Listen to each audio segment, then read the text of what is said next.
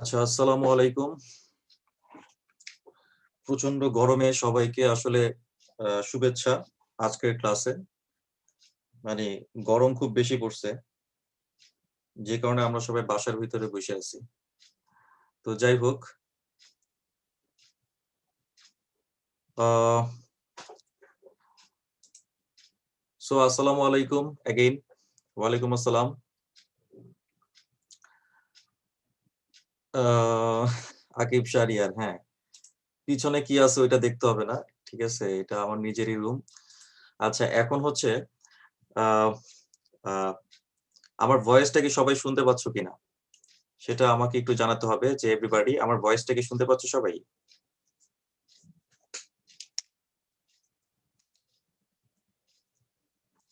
আমি দেখতে পাচ্ছি জান্নাতুল লিকমা। তুমি কি ভয়েস শুনতে পাচ্ছ?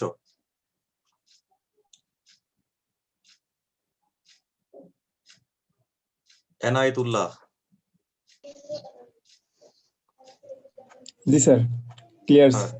Voice clear. Okay, fine. Likma, তুমি শুনতে পাচ্ছ?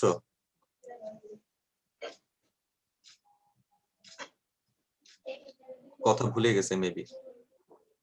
আচ্ছা, তো যাই হোক, গিয়াসউদ্দিন, কথা শুনতে পাচ্ছ? জি স্যার, শুনতে পারছি স্যার। Okay, thank you. তার মানে ভয়েস ক্লিয়ার। জি স্যার, এভরিথিং ইজ ক্লিয়ার। আমি শুরুতেই কিছু কথা বলে রাখি। আমি কি সবাইকে মিউট করে দিচ্ছি, কেমন? সবাইকে মিউট করে দিচ্ছি। আর এখনো সবাই অংশগ্রহণ করেননি।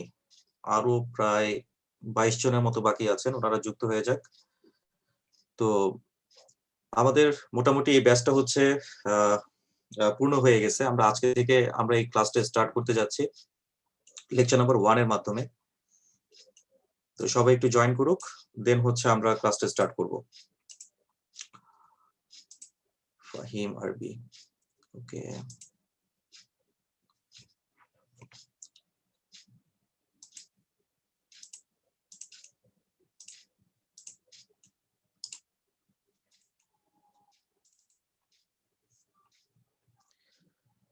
আচ্ছা, তো আমরা সবাই একটু খেয়াল করব।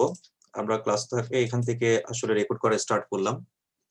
শুরুতে একটু বলে রাখি যে আজকের লেকচার নাম্বার 1 যেটা, এটা জুমের পাশাপাশি আমাদের একটা গ্রুপ আছে, এইচএসসি ইংলিশ অ্যানালাইসিস। ওই গ্রুপটার মধ্যে এটা লাইভ স্ট্রিমিং হচ্ছে এবং ক্লাসের ঠিক পরপর আমি লাইভটা ডিলিট করে দিব ওখান থেকে।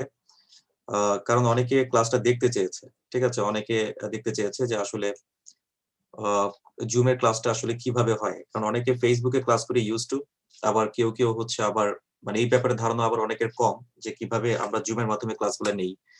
তো এই বিষয়টা বোঝানোর জন্যই মূলত হচ্ছে আজকে আমি ১ম ক্লাসটা এটা ২ টো পার্টে আমি ডিভাইড করেছি। লেকচার নাম্বার 1 এটা ২ টা ভাগে বিভক্ত হবে।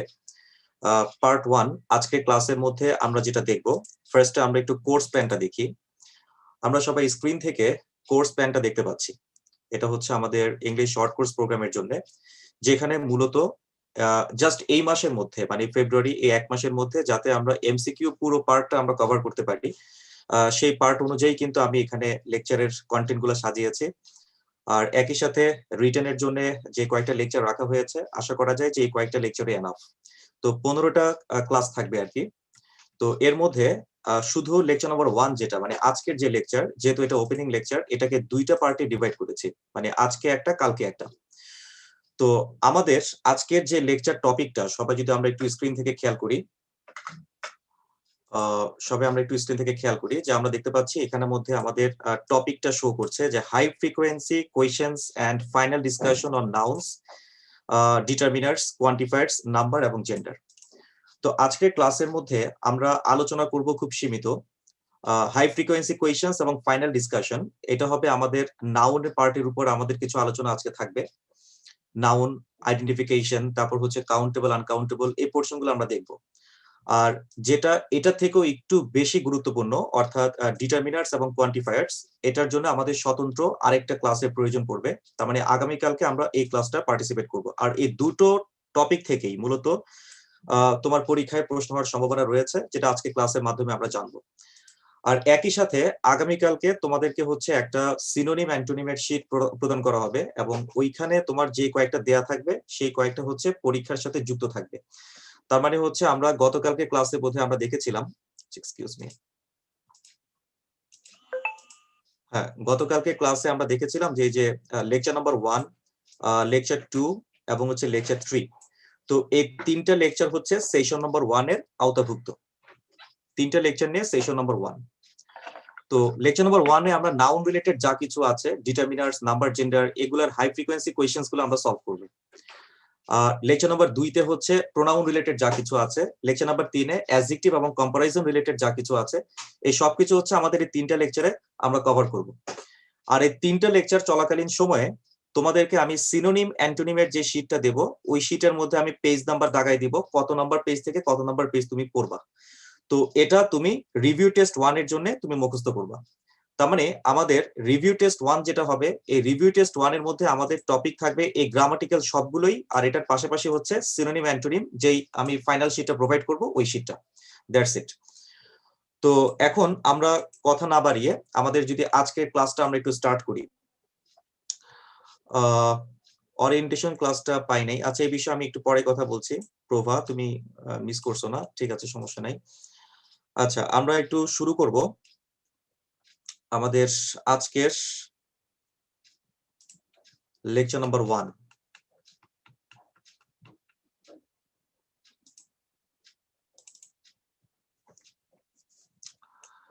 আচ্ছা আমি এখানে যেটা দেখাবো, মানে এখানে তোমরা যেটা দেখতে পাচ্ছ, এটা জাস্ট ক্লাস পারপাসে, মানে ক্লাসটা কন্ডাক্ট করার জন্য, তোমাকে বোঝানোর জন্য যেই প্রশ্নগুলো আমার প্রয়োজন, আমি শুধু সেই প্রশ্নগুলো তুমি স্ক্রিনের মধ্যে দেখতে পাচ্ছ এবং আমাদেরকে এই সবগুলোই সলভ করতে হবে।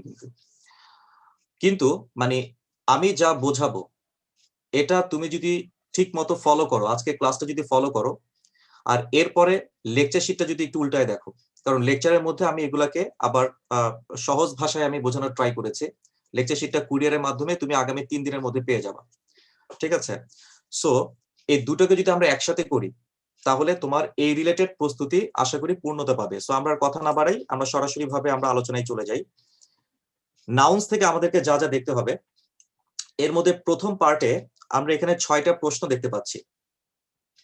আমরা এখানে 6টা প্রশ্ন দেখতে পাচ্ছি, সবাই খেয়াল করি। সবাই একটু স্ক্রিন থেকে খেয়াল করো, যে স্ক্রিনটা আশা করি দেখতে পাচ্ছ, যে আমরা এখানে 6টা প্রশ্ন দেখতে পাচ্ছি। আমি আরেকটু বড় করলাম। এই এখন তোমাদের কাজ হচ্ছে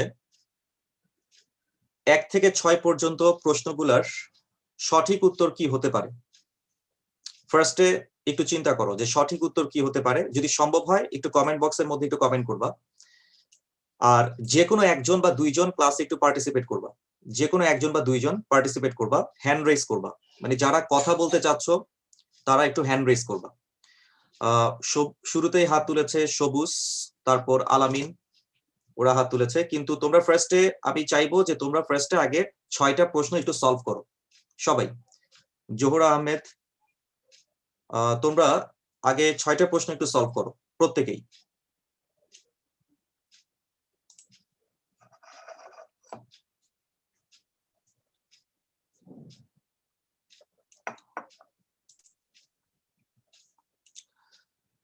আচ্ছা দেখা যাক আমাদের এইচএসসি ইংলিশ গ্রুপের ক্যান্ডিডেট যারা আছে তারা এখানের মধ্যে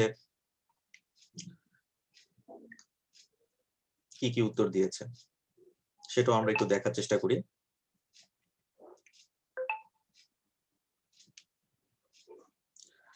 আর সবার প্রতি রিকোয়েস্ট থাকবে যে এই ক্লাসটা কোথাও শেয়ার করার প্রয়োজন নাই, মানে আজকে ক্লাসটা কেউ কোথাও শেয়ার করার প্রয়োজন নাই, কারণ যেহেতু এটা রেগুলার লেকচার, রেগুলার ক্লাস।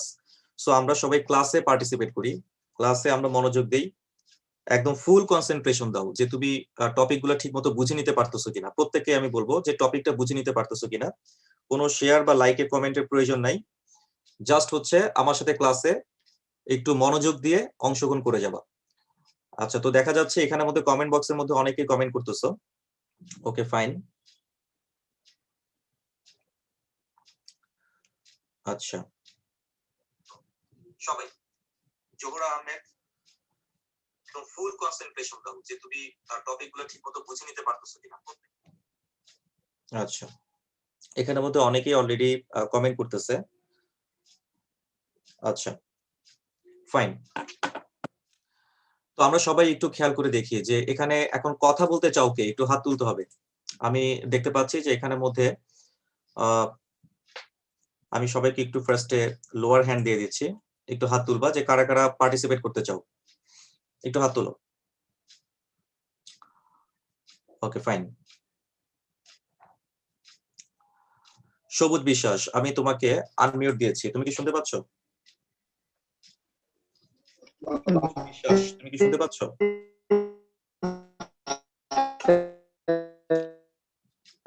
আচ্ছা, তোমার নেটে মেবি একটু প্রবলেম আছে। নাজমুল হাসান শুনতে পাচ্ছ? নাজমুল হাসান, আচ্ছা। তুমি আমাকে একটু বলো দেখি 1 নম্বরের সঠিক উত্তর কোনটা?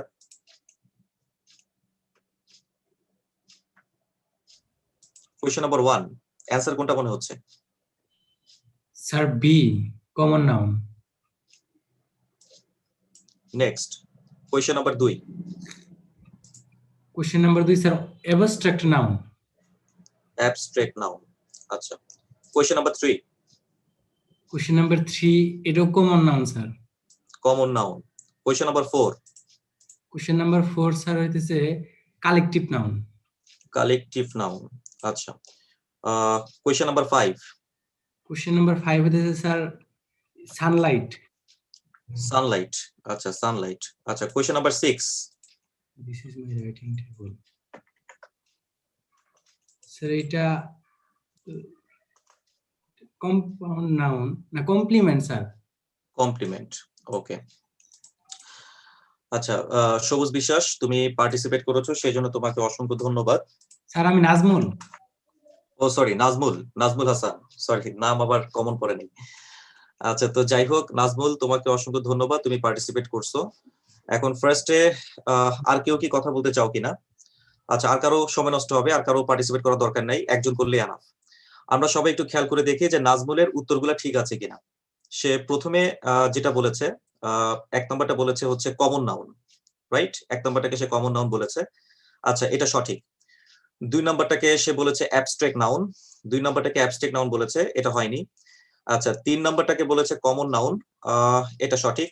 4 নম্বরটাকে বলেছে অ্যাবস্ট্রাক্ট নাউন, এটাও সরি কালেকটিভ নাউন, এটাও হয় নাই। আচ্ছা, 5 নম্বরটার উত্তর দিয়েছে সানলাইট, এটা সঠিক উত্তর, সানলাইট ঠিকই আছে। আর লাস্টেরটা হচ্ছে বলেছে কমপ্লিমেন্ট, এটার উত্তরটাও কিন্তু হয় নাই। তাহলে এখন আমাদেরকে যেটা দেখতে হবে, নাউন থেকে আসলে কয়েকটা ক্যাটাগরিতে আমরা টপিকগুলোকে ডিভাইড করব। নাউন থেকে আমাদের কি কি পড়ার আছে? প্রথমে আমরা পড়বো হচ্ছে যারা যারা হচ্ছে তোমার ট্রান্সফরমেশন অফ নাউন, অর্থাৎ সহজ কথায় প্রপার নাউন কখন কমন নাউনে কনভার্ট হয়ে যায়, অ্যাবস্ট্রাক্ট নাউন কখন কমন নাউনে কনভার্ট হয়ে যায়, ম্যাটেরিয়াল নাউন কখন কমন নাউনে কনভার্ট হয়ে যায়, কালেকটিভ নাউন কখন কমন নাউনে কনভার্ট হয়ে যায়। তো এই যে কনভার্সন, যেটা এটাকেই বলা হয় ট্রান্সফরমেশন অফ নাউন, এবং এটা পরীক্ষার জন্য ইম্পর্টেন্ট। বোঝা গিয়েছে? তো সেই জন্য আমরা জানি যে বেইরন, তোমরা সবাই একটু স্ক্রিন থেকে খেয়াল করবা, দেখো এখানের মধ্যে কি লেখা আছে, লেখা আছে বেইরন।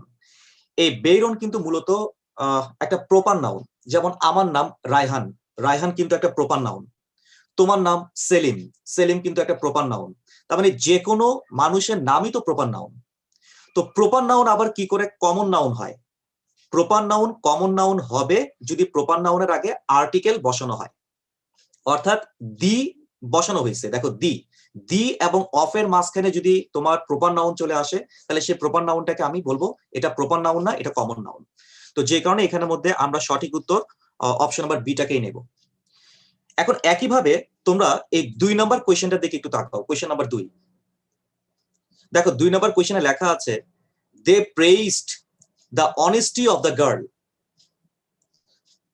এই যে নাজমুল একটু আগে যেটা বলেছে, নাজমুল একটু আগে কি বলেছে? নাজমুল একটু আগে বলেছে যে এটা অ্যাবস্ট্রাক্ট নাউন, সে অ্যাবস্ট্রাক্ট উত্তর দিয়েছে। আমরা সবাই কিন্তু জানি যে অনেস্টি, তাই না? অনেস্টি কিন্তু একটা অ্যাবস্ট্রাক্ট নাউনই, আমরা কিন্তু সবাই জানি। কিন্তু যদি দেখো যে অনেস্টির আগে আর্টিকেল চলে আসছে, তাহলে এটার অ্যাবস্ট্রাক্ট নাউন হবে না, এটা হয়ে যাবে proper noun, sorry common noun. তার মানে দি প্লাস অ্যাবস্ট্রাক্ট নাউন, এটা হয়ে যাবে কমন নাউন। বোঝা গেছে বিষয়টা? আচ্ছা, 3 নাম্বার, এই যে দেখো রাইস, আমরা জানি যে রাইস কিন্তু মূলত একটা ম্যাটেরিয়াল নাউন, পদার্থ, তাই না? একটা সাবস্টেন্স, একটা পদার্থ। তো ম্যাটেরিয়াল নাউনের আগে তুমি যদি আর্টিকেল বসাও তাহলে সেটার ম্যাটেরিয়াল নাউন থাকবে না, সেটা হয়ে যাবে কমন নাউন। অর্থাৎ the plus material noun plus of সমান সমান এটা হয়ে যাবে কমন নাউন। তার মানে এখানে সঠিক উত্তরটা হচ্ছে option number B. Question number 4, 4 number কোয়েশ্চেনের মধ্যে তোমরা একটু খেয়াল করে দেখবা যে এখানে লেখা আছে ক্লাস। এই যে ক্লাস,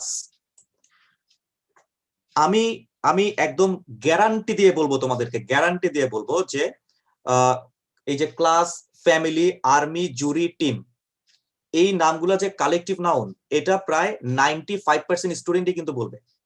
কারণ আমরা কিন্তু জানি যে ক্লাস, ফ্যামিলি, আর্মি, জুরি, টিম এটা কিন্তু কালেকটিভ নাউন, এবং সেভাবে কিন্তু আমরা পড়ে এসেছি। কিন্তু মনে রাখবা, যদি তুমি এই অ্যাঙ্গেলে দেখো, দেখো এখানের মধ্যে কি লেখা আছে, দেয়ার আর 10 ক্লাসেস। খেয়াল করছো? ক্লাসেস, অর্থাৎ ক্লাসের আগে একটা সংখ্যা উল্লেখ আছে, সেটা হচ্ছে 10। যদি দেখো যে কালেকটিভ নাউনের আগে সংখ্যার উল্লেখ আছে, তাহলে সেটার কালেকটিভ নাউন থাকবে না, সেটা হয়ে যাবে কমন নাউন। আশা করি বুঝতে পেরেছি। তাহলে আমাদের হাই ফ্রিকোয়েন্সি কোয়েশ্চেন থেকে যেই তথ্যটা আমাদের বিশ্ববিদ্যালয়ে ভর্তি পরীক্ষার জন্য খুবই দরকার, সেটা হচ্ছে যে কোনো নাউন যদি তুমি সেটার পূর্বে আর্টিকেল বসায় দাও, সেটা কিন্তু আর তার স্বরূপে থাকবে না, সেটা কমন নাউন হয়ে যাবে। যেমন প্রপার নাউন, এটার আগে আর্টিকেল বসায় দাও, সেটা প্রপার নাউন থাকবে না, কমন হয়ে যাবে। অ্যাবস্ট্রাক্ট নাউন, আর্টিকেল বসায় দাও, কমন নাউন হয়ে যাবে। ম্যাটেরিয়াল নাউন, আর্টিকেল বসায় দাও, কমন নাউন হয়ে যাবে। আশা করি কনসেপ্ট আমরা সবাই বুঝতে পেরেছি। লাস্টে কোয়েশ্চেন নাম্বার 5 এবং 6, 5 এবং 6, এই দুটো প্রশ্ন দিকে তোমরা একটু তাকাও। দেখো লেখা আছে which of the following is a compound noun। আচ্ছা, এখন এই তথ্যটা কিন্তু পরীক্ষার জন্য ইম্পর্টেন্ট। এই যে এই তথ্যটা, যে কম্পাউন্ড নাউন বলতে আসলে আমরা বুঝিটা কি, what does mean by compound noun? এই যে কম্পাউন্ড নাউন, আচ্ছা একটু হ্যান্ড রেজ করো দেখি, যে কোনো একজন কে বলতে পারবা যে কম্পাউন্ড নাউন কাকে বলে? যে কোনো একজন একটু হাত তোলো তো। জিম, তোমাকে আমি আনমিউট দিয়েছি, বলো দেখি কি হতে পারে কম্পাউন্ড নাউন। বলো, আমি শুনতে পাচ্ছি। স্যার দুইটা নাউন পাশাপাশি বসলে সেটা স্যার কম্পাউন্ড নাউন হয়ে যায়। কিন্তু আমরা তো জানি যে দুটো নাউন পাশাপাশি বসলে প্রথম নাউনটা অ্যাডজেক্টিভের কাজ করে। স্যার এটাও হয়, কিন্তু দুইটা নাউন একসাথে সেটাকে কম্পাউন্ড নাউন স্যার। আমি আসলে পুরোপুরি স্যাটিসফাইড হতে পারলাম না। আচ্ছা যাক, আমি একজনের কাছ থেকে শুধু উত্তর নিয়েছি। সে বলেছে যে দুটো নাউন পাশাপাশি যদি থাকে তাহলে প্রথম নাউনটা কম্পাউন্ড নাউনে পরিণত হয়ে যায়। আচ্ছা, আমি আরেকজনের কাছ থেকে একটু জানতে চাই, ভূমিকা, তুমি শুনতে পাচ্ছ? জি ভাইয়া। হ্যাঁ বলো দেখি, কম্পাউন্ড নাউন বলতে কি বোঝো? কম্পাউন্ড নাউন বলতে বোঝাচ্ছে দুইটা নাউন যদি পাশাপাশি বসে, আগের নাউনটা যদি পরের নাউনটাকে মডিফাই না করে, তখন সেটা কম্পাউন্ড নাউন হবে। দুইটা নাউন পাশাপাশি বসবে, আগের নাউনটা পরের নাউনটাকে মডিফাই করবে না, এই তো? জি ভাইয়া। আচ্ছা, মানে একটা এক্সাম্পল দাও দেখি আমাকে, এগুলা ছাড়া, মানে স্ক্রিনে যেটা দেখতে পাচ্ছ ওটা ছাড়া একটা এক্সাম্পল দাও। ঢাকা ইউনিভার্সিটি।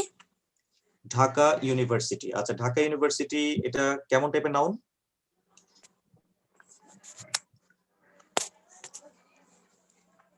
দুটা কম্পাউন্ড নাউন। আচ্ছা, তো ঢাকা কি ইউনিভার্সিটিকে মডিফাই করে না? জি না ভাইয়া। আচ্ছা, থ্যাংক ইউ ভেরি মাচ ভূমিকা, তোমার উত্তরটা একদম আচ্ছা আমি ধরে নিচ্ছি যে তুমি কাছাকাছি লেভেলে বলেছো কম্পাউন্ড নাউন। এখান থেকে আরেকটু কিছু শেখার আছে। আমি আরেকজনকে একটু জানতে চাইবো, নাইম, তোমাকে একটু আনমিউট দিয়েছি, তুমি একটু বলো দেখি কম্পাউন্ড নাউন।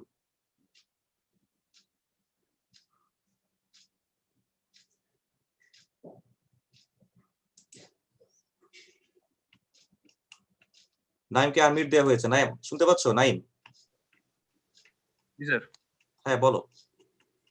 দুটি নাউন যদি পাশাপাশি থাকে, তাহলে যদি এই মাঝে যদি কোনো স্যার স্পেস না থাকে, তাহলে স্যার দুটি যদি নাউন বোঝায় স্যার, তাহলে স্যার কম্পাউন্ড নাউন হবে। আচ্ছা, মাঝে যদি কোনো স্পেস না থাকে, আচ্ছা এটা দুইটা ওয়ার্ড। আচ্ছা দেখা যাক আমাদের ফেসবুক গ্রুপের পার্টিসিপেন্টরা আসলে কি বলছে। আচ্ছা তোমরা একটু এখানে লেখো দেখি। ওরা লিখেছে হচ্ছে সেন্টেন্সে বসে নাউন অ্যাডজেক্টিভ না, এটা তো হলো না।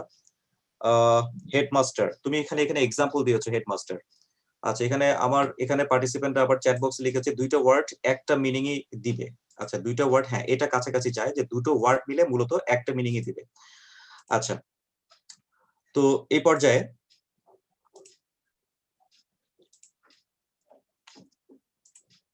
পর্যায়ে আমরা একটু সময় নিব।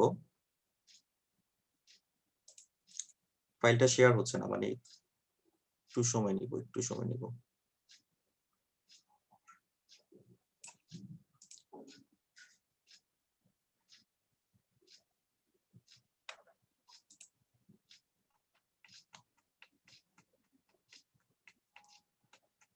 আচ্ছা, এখানের মধ্যে আমার কাছে সবচেয়ে যেটা যুক্তিযুক্ত মনে হয়েছে, এখানে ভূমিকা বলেছে যে তোমার দুটো নাউন যদি পাশাপাশি বসে এবং প্রথম নাউনটা যদি দ্বিতীয় নাউনটাকে মডিফাই না করে, তাহলে আমরা এই দুটোকে একসাথে বলবো এটা হচ্ছে তোমার কম্পাউন্ড নাউন। আচ্ছা, তোমরা কি স্ক্রিনটা দেখতে পাচ্ছ? আমি তো এখানে স্ক্রিনটা মনে হচ্ছে স্ক্রিনটা শেয়ার হচ্ছে না, একটু আমাকে একটু জানাও দেখি কমেন্ট বক্সে। স্ক্রিনটা কি দেখা যাচ্ছে?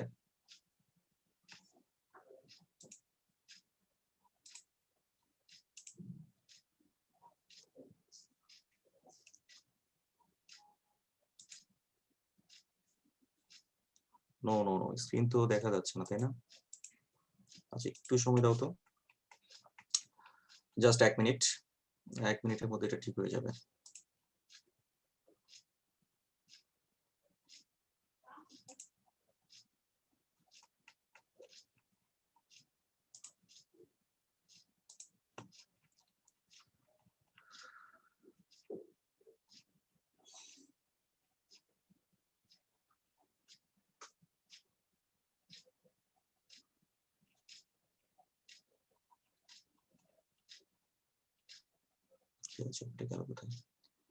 আচ্ছা, তো যাই হোক, আমরা সবাই একটু খেয়াল করি। আচ্ছা, এখন কি স্ক্রিনটা দেখা যাচ্ছে? সবাই একটু বলবো আমাকে, এখন কি স্ক্রিন দেখতে পাচ্ছ?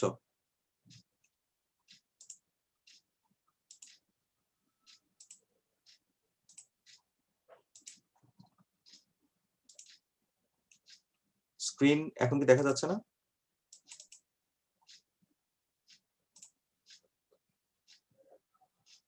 দেখা যাচ্ছে, ওকে ফাইন। আচ্ছা ফাইন, হ্যাঁ এখন স্ক্রিনটা দেখা যাচ্ছে। ওকে, আচ্ছা, তো আমরা সবাই তাহলে একটু খেয়াল করি। আমরা একটা জিনিস একটু মাথায় রাখবা, ধরো আমি যদি এইভাবে বলি, একটু নোট অংশটা একটু মন দিয়ে খেয়াল করবা। ধরো আমি বললাম এভাবে যে ফ্লাইং বার্ড,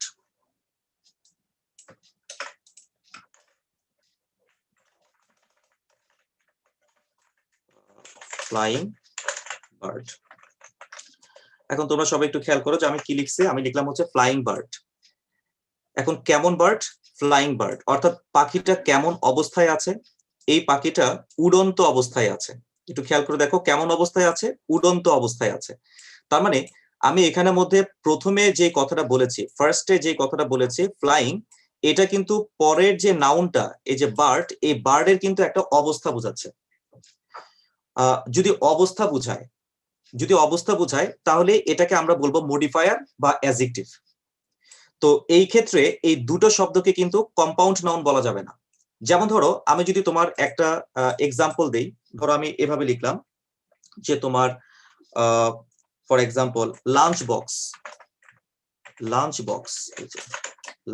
বক্স। এখন তোমরা একটু খেয়াল করে দেখো, এই যে লাঞ্চ, এই লাঞ্চ কথাটা কিন্তু মূলত এই বক্সের একটা ক্যাটাগরি, অর্থাৎ কেমন টাইপের বক্স, এটা লাঞ্চ করার বক্স। তারপর টেলিফোন বক্স, কেমন টাইপের বক্স, টেলিফোন বক্স। তারপর ধরো হচ্ছে তোমার গিফট বক্স, কেমন টাইপের বক্স, গিফট বক্স। তার মানে টেলিফোন বক্স, গিফট বক্স, তাই না, লাঞ্চ বক্স। এখানে প্রথম নাউনটা কিন্তু বক্সকে মডিফাই করতেছে। তো যদি তুমি দেখো যে তোমার মডিফাই করে, তাহলে কিন্তু এই দুটোকে আমরা কম্পাউন্ড নাউন বলতে পারবো না, কারণ আমরা জানি এটাও একটা নাউন, এটাও একটা নাউন। দুটো নাউন পাশাপাশি বসলেই তারা কম্পাউন্ড নাউন হয় না। আমাদেরকে দেখতে হবে যদি দুটো নাউন পাশাপাশি বসে এবং প্রথম নাউনটা যদি মডিফাই করে, তাহলে এটা কম্পাউন্ড নাউন হবে না। এই ক্ষেত্রে প্রথম নাউনটাকে আমরা অ্যাডজেক্টিভ বলবো, ঠিক আছে? কিন্তু যদি মডিফাই না করে, তাহলে আমরা দুটো নাউনকে একসাথে কম্পাউন্ড নাউন বলবো। যেমন ধরো আমরা যদি এভাবে বলি যে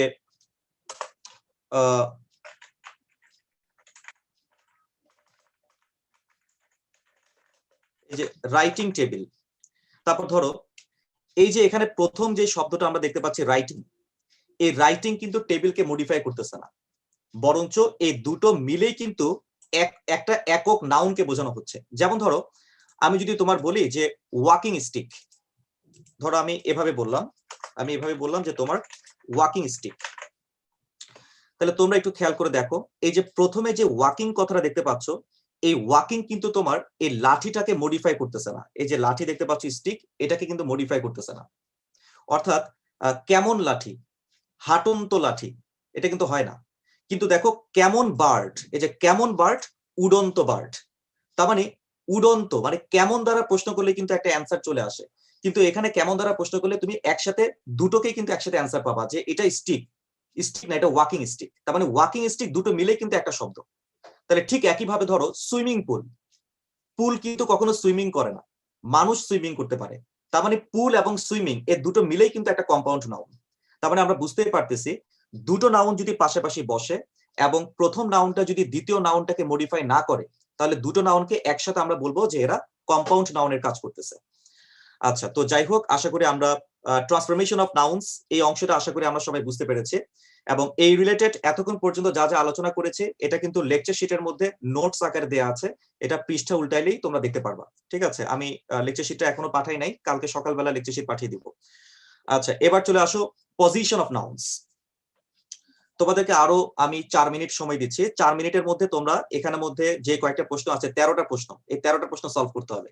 4 মিনিটে 13টা প্রশ্ন। প্রথমে 1 থেকে 5 ভেঙে ভেঙে করো, 1 থেকে 5। আমি একটু বড় করে দেখাচ্ছি।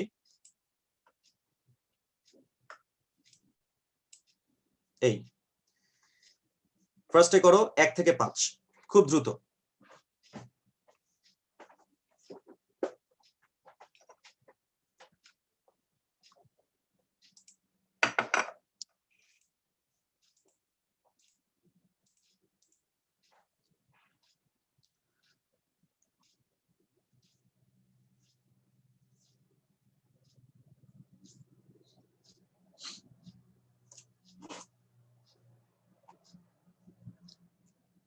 রকুনুজ্জামান লিখেছে রাইটিং টেবিলকে মডিফাই করে কিনা। না,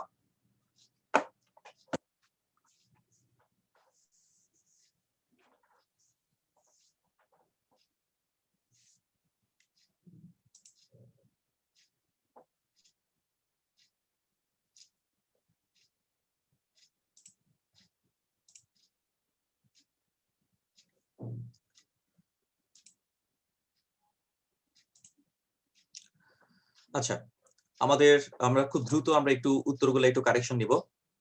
আমরা সবাই একটু খেয়াল করি। 1 নাম্বার যেটা,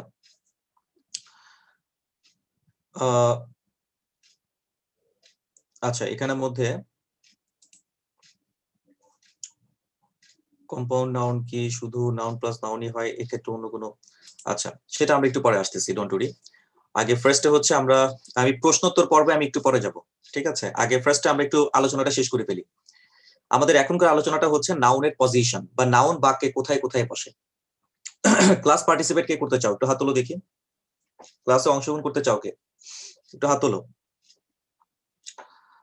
আচ্ছা, লিখন দে, তোমাকে আনমিউট দেওয়া হয়েছে, তুমি শুনতে পাচ্ছ? লিখন, স্যার। আচ্ছা, তো তুমি আমাকে একটু বলবা 1 নম্বর কোয়েশ্চেন। Sir communism. হ্যাঁ, 1 নম্বর প্রশ্নের মধ্যে শূন্যস্থানটা কার আগে আছে বলো তো? Sir sir ভার্বে। শূন্যস্থানটা কার আগে আছে? Auxiliary verb. ভার্বের আগে আছে। এই যে ইজ কনসিডার্ড, দুটো মিলেই তো একটা ভার্ব, তাই না? আচ্ছা, ভার্বের আগে যদি শূন্যস্থান থাকে তাহলে সেখানে অবশ্যই নাউন বসবে। আর আমরা দেখতে পাচ্ছি কমিউনিজম, শেষে যদি ISM থাকে তাহলে সেটাকে আমরা নাউন বলি। 2 নম্বর কোয়েশ্চেন, শূন্যস্থানটা কার পরে আছে? ভার্বের পরে। ভার্বের পরে আছে, মানে এটা একটা নন ফাইনিট ভার্ব আর তারপরে ভার্বের পরে আছে। ভার্বের পরে যদি শূন্যস্থান থাকে তাহলে সেখানেও কিন্তু আমরা নাউন বসাবো, তার মানে কনফিডেন্স। কনফিডেন্স। 3 নম্বর কোয়েশ্চেন, শূন্যস্থানটা কার পরে আছে? এটা একটা জিরান্ড। জিরান্ডের পরে। 4 নম্বরে শূন্যস্থানটা কার পরে আছে?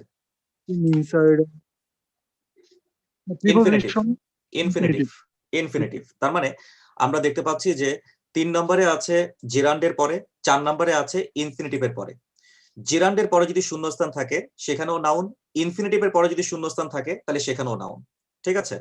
সো আমরা দেখতে পাচ্ছি যে এখানে 3 নম্বরের মধ্যে স্ট্র্যাটেজি শব্দের সাথে যদি তোমার এই যে এটা থাকে তাহলে সেটাকে আমরা নাউন বলি। তাহলে ডেভেলপিং স্ট্র্যাটেজি। আচ্ছা, তাহলে এখানের মধ্যে অ্যান্সার কোনটা দাঁড়াচ্ছে? Option Strategy- number A. আচ্ছা, এবার 4 নম্বরে আসো, ইনফিনিটিভ টু মিন। আমরা জানি যে ইনফিনিটিভের পরে যদি শূন্যস্থান থাকে তাহলে সেখানেও কিন্তু নাউন হয়। তাহলে noun। এখানের মধ্যে নাউন কত নম্বরের মধ্যে আছে? 3 নাম্বারটা।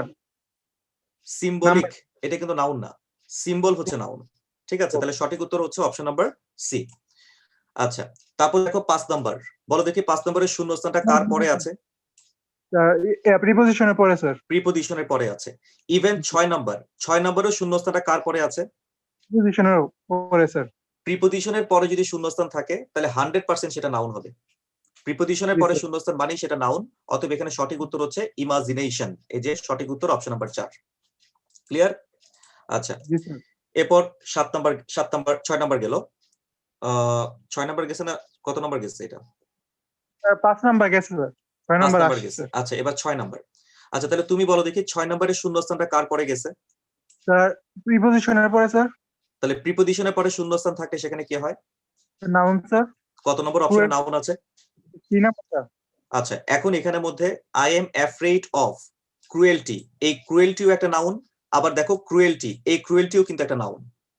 কিন্তু স্যার এর আগে স্যার একটা আর্টিকেল আছে sir. Very good, very good. তার মানে প্রিপোজিশনের পরে সরাসরি শূন্যস্থান, সেখানে সরাসরি নাউন বসবে, কোনো আর্টিকেল বসবে না। ঠিক আছে, তার মানে প্রিপোজিশনের পরেই শূন্যস্থান, সরাসরি আমরা নাউন বসাবো, আর্টিকেল বসাবো না। তাহলে সঠিক উত্তর হচ্ছে অপশন নাম্বার সি। আচ্ছা, এবার আমরা চলে যাচ্ছি হচ্ছে তোমার 7 নাম্বার। 7 নম্বরের মধ্যে একটু দেখো দেখি শূন্যস্থানের আগে কে আছে? একটা আর্টিকেল আছে স্যার। আর্টিকেলের পরে যদি একটা শূন্যস্থান থাকে তাহলে সেখানে কে বসবে? অবশ্যই নাউন বসবে। আর্টিকেল প্লাস নাউন, কত নম্বরে নাউন আছে বের করো। Argument B number sir. Option number B, argument. আচ্ছা, একইভাবে 8 নম্বর কোয়েশ্চেন, বলো দেখি শূন্যস্থানের আগে কে আছে? Sir the preposition article. Article, আর্টিকেলের পরে শূন্যস্থান 100% কে বসবে? Sir noun sir. কত নম্বর অপশনে নাউন আছে বের করো। Option number B, rationality. শব্দের শেষে ITY থাকলে সেটাকে নাউন বলা হয়। ঠিক আছে, আচ্ছা এবার 9 নাম্বার, বলো দেখি শূন্যস্থানটা কার পরে আছে? এই যে ব্যাড, এই ব্যাডটা কি? Adjective sir. Very good, bad হচ্ছে একটা অ্যাডজেক্টিভ। যদি দেখো অ্যাডজেক্টিভের পরেই শূন্যস্থান তাহলে সেখানেও নাউন হবে। তার মানে এখানে সঠিক উত্তর হচ্ছে বিহেভিয়ার, অপশন নাম্বার এ। আচ্ছা, তারপর হচ্ছে তোমার 9 নাম্বার গেল, 10 নাম্বার। আচ্ছা, বলো দেখি 10 নম্বরের শূন্যস্থানটা কার পরে আছে? 10 নাম্বার কার পরে শূন্যস্থান আছে? Sir positive form sir. Positive case, মানে পজিটিভ অ্যাডজেক্টিভ বলা হয় এদেরকে, মূলত প্রোনাউন, মানে এদেরকে অ্যাডজেক্টিভ বলা হয়। তো মানে এই যারা পজিটিভ কেস গুলো আছে, হিজ, হার, দেয়ার ইত্যাদি, এদের পরে যদি শূন্যস্থান থাকে তাহলে সেখানেও নাউন বসবে। আমরা জানি শব্দের শেষে সন থাকলে সেটাকে নাউন বলা হয়। তাহলে সঠিক উত্তর হচ্ছে অপশন নাম্বার 4, অ্যাফিলিয়েশন। আচ্ছা, 11 নম্বর প্রশ্ন, বলো দেখি শূন্যস্থানটা কার আগে আছে? আর্টিকেল। আর্টিকেল, আর পরে কে আছে? অফ। প্রিপোজিশন। তো একটা তথ্য মাথায় রাখবা, আগে দি এবং পরে অফ, এই প্যাটার্নে মাঝখানে সবসময় নাউন বসবে। অর্থাৎ দি এবং অফ এটার মাঝখানে সবসময় নাউন বসবে, এটার কোনো ব্যতিক্রম নেই। ঠিক আছে, আবারও বলছি, দি এবং অফ এটার মাঝখানে সবসময় নাউন বসবে। তাহলে দেখো দেখি এখানে নাউন কত নম্বর অপশনে পাওয়া যাচ্ছে? অপশন নাম্বার ডি, কারণ আমরা জানি যে শেষে TY থাকলে সেটাকে নাউন বলা হয়, রাইট? আচ্ছা, একইভাবে বলো দেখি 12 নম্বরের অ্যান্সার কোনটা হতে পারে? কাইন্ডনেস। হ্যাঁ, কি করে বুঝছো? স্যার এনি ডাবল এস আছে স্যার, লাস্টে নেস আছে। রাইট, শেষে নেস আছে, কারণ আমরা জানি দি এবং অফের মাঝখানে নাউন বসে, শেষে নেস থাকলে সেটাকে নাউন বলা হয়। আচ্ছা, লাস্ট কোয়েশ্চেন 13, বলো দেখি এখানে এই যে মর্নিং শব্দটার আগে যেটা দেয়া আছে দিস, এটাকে কি বলা হয়? স্যার এটা পজিটিভ কেস না স্যার? না, দিস, দ্যাট, দোজ, এদেরকে কি বলা হয়? একটু কমেন্ট বক্সে জানাও দেখি, দিস, দ্যাট, দোজ কি বলা হয় এদেরকে? স্যার শুনুন না স্যার। ডিমনস্ট্রেটিভ। কি বলা হয়? ডেমনস্ট্রেটিভ। ডিমনস্ট্রেটিভ। ওই যে আমরা বলি না যে demonstrative pronoun, demonstrative adjective, this, that, those, মনে থাকবে, দিস, দ্যাট, দোজ, এদেরকে বলা হয় ডিমনস্ট্রেটিভ। মনে রাখবা, ডিমনস্ট্রেটিভের পরে যদি কোনো শব্দ থাকে তাহলে সেটা অবশ্যই নাউন হতে হবে। তাহলে আমরা একটা বেসিক ডেভেলপ করলাম, সেটা হচ্ছে যদি আমরা দেখি যে আমরা সেন্টেন্স বুঝতে পারতেছি না বা সেন্টেন্সের অর্থ বুঝতে পারতেছি না, সেই ক্ষেত্রে আমরা পজিশন দেখে বলে দিতে পারবো যে এখানে আসলে মূলত কোন পার্টস অফ স্পিচটা হবে। এটা কি নাউন হবে, নাকি এটা অ্যাডজেক্টিভ হবে, নাকি এটা অ্যাডভার্ব হবে, এটা আমরা পজিশন দেখেই বলতে পারবো, অর্থ বলার কোনো দরকারই নেই। তাহলে আসো আমরা এখানের মধ্যে একটু দেখি যে আমরা কি কি দেখলাম। আমরা দেখলাম যে ভার্বের আগে যদি শূন্যস্থান থাকে তাহলে সেখানে 100% নাউন। 2 নম্বরে আমরা দেখছি ভার্বের পরে শূন্যস্থান, সেখানেও নাউন। এরপর আমরা দেখলাম আইএনজি কিংবা ইনফিনিটিভের পরে শূন্যস্থান, মানে জেরান্ডের পরে বা ইনফিনিটিভের পরে শূন্যস্থান, সেটা 100% নাউন। এরপর আমরা দেখলাম প্রিপোজিশন, প্রিপোজিশনের পরে যদি শূন্যস্থান থাকে তাহলে সেখানে অবশ্যই নাউন। এরপর আমরা দেখলাম আর্টিকেল, আর্টিকেলের পরে শূন্যস্থান, এখানেও নাউন। দেন আমরা দেখলাম পজিটিভ, মানে হিজ, হার, দেয়ার, এদের পরে শূন্যস্থান থাকলেও নাউন। আবার অ্যাজেক্টিভ, অ্যাজেক্টিভের পরে শূন্যস্থান থাকলেও নাউন। আবার লাস্টে আমরা দেখলাম যে দি এবং অফ এর মাঝখানে সবসময় নাউন।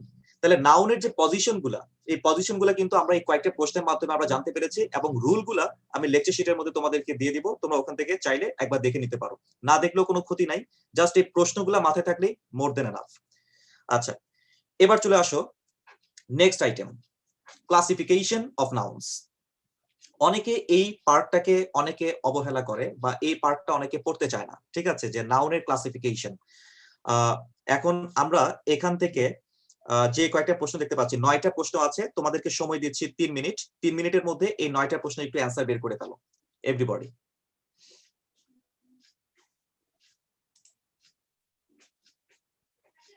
আচ্ছা, আকিব শাহরিয়ার প্রশ্ন করেছো যে প্র্যাকটিস করবা কোথা থেকে। প্র্যাকটিস আমার লেকচার শিটই তো রয়েছে, লেকচার শিটের মধ্যে পর্যাপ্ত পরিমাণে প্র্যাকটিস আমি দিয়েছি, ওখান থেকে তুমি ওটা সলভ করে ফেলতে পারবা।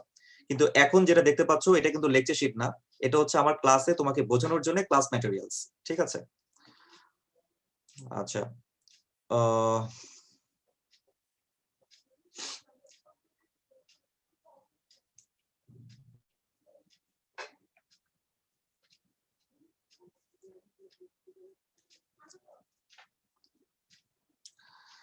আচ্ছা, ফার্স্টে নাজমুল তোমাকে আনমিউট দেওয়া হয়েছে, বলো দেখি।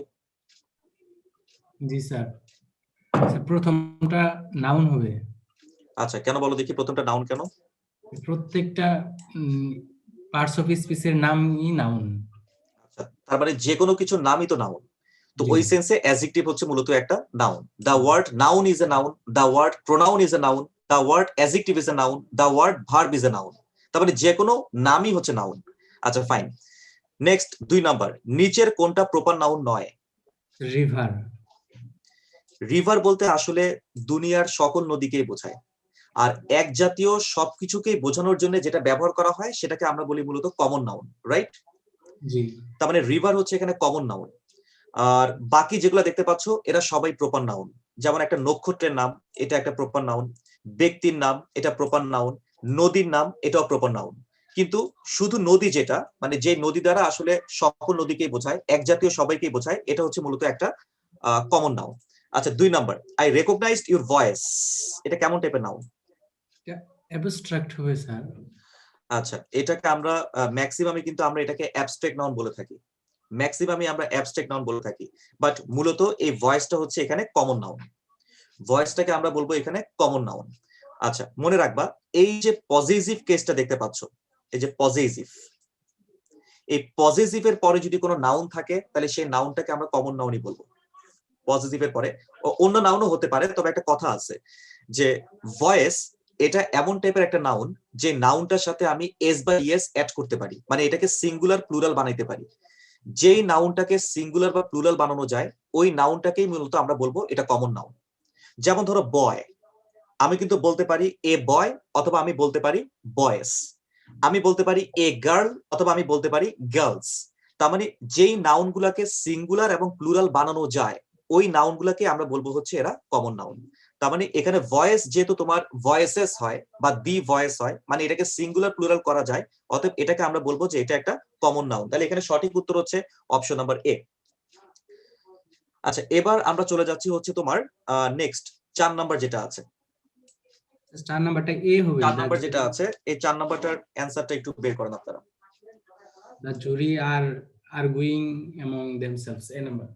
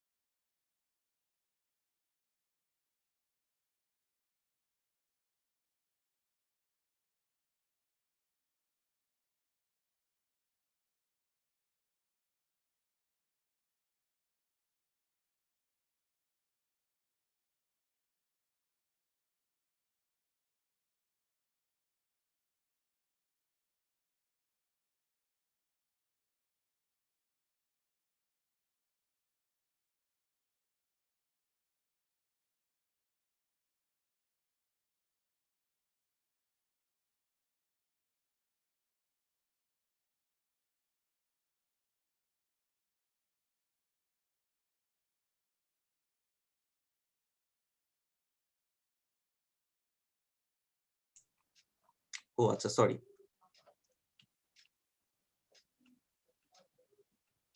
ও আচ্ছা, সাউন্ড আমি এখানে মধ্যে মিউট করে রাখছিলাম ভুলে, ঠিক আছে। তো যাই হোক, ব্যাপার না। এখন শুনতে পাচ্ছ? হ্যাঁ হ্যাঁ, আচ্ছা আমি এটা আবার রিপিট করতেছি। আমি গেছি হচ্ছে তোমার দরজা বন্ধ করতে, এখানে নয়েজ আসতেছে, ঠিক আছে, কিন্তু এটা যে মিউট হয়ে গেছে, আমি তো মিউট হয়ে গেলাম। আচ্ছা, তো যেটা বলতেছিলাম সেটা হচ্ছে আমরা যেখানে শেষ করছিলাম সেখান থেকে শুরু করি আর কি।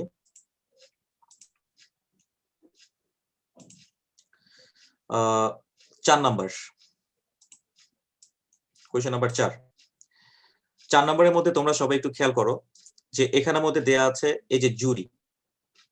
মনে রাখবা, ক্লাস, ফ্যামিলি, আর্মি, জুরি, টিম। ক্লাস, ফ্যামিলি, আর্মি, জুরি, টিম, এরা কিন্তু মূলত কালেকটিভ নাউন। তো কালেকটিভ নাউন গুলা যদি মতামতে বিভক্ত হয়ে যায়, আবারও বলছি, কালেকটিভ নাউন গুলা যদি মতামতে বিভক্ত হয়ে যায় তাহলে ভার্বটা হবে প্লুরাল, আর যদি বিভক্ত না হয় তাহলে ভার্বটা হবে সিঙ্গুলার। এখন তুমি বুঝবা কিভাবে যে এরা বিভক্ত হয়েছে নাকি অবিভক্ত হয়েছে, বুঝবা কি করে? যদি তুমি দেখো যে সেন্টেন্সের মধ্যে তোমার এই টাইপের কোনো একটা শব্দ আছে, এই যে দেখো এখানে লেখা আছে কি আর্গু, ঠিক আছে। আর্গু মানে কি বলো দেখি? তর্কাতর্কি করা, তাই না?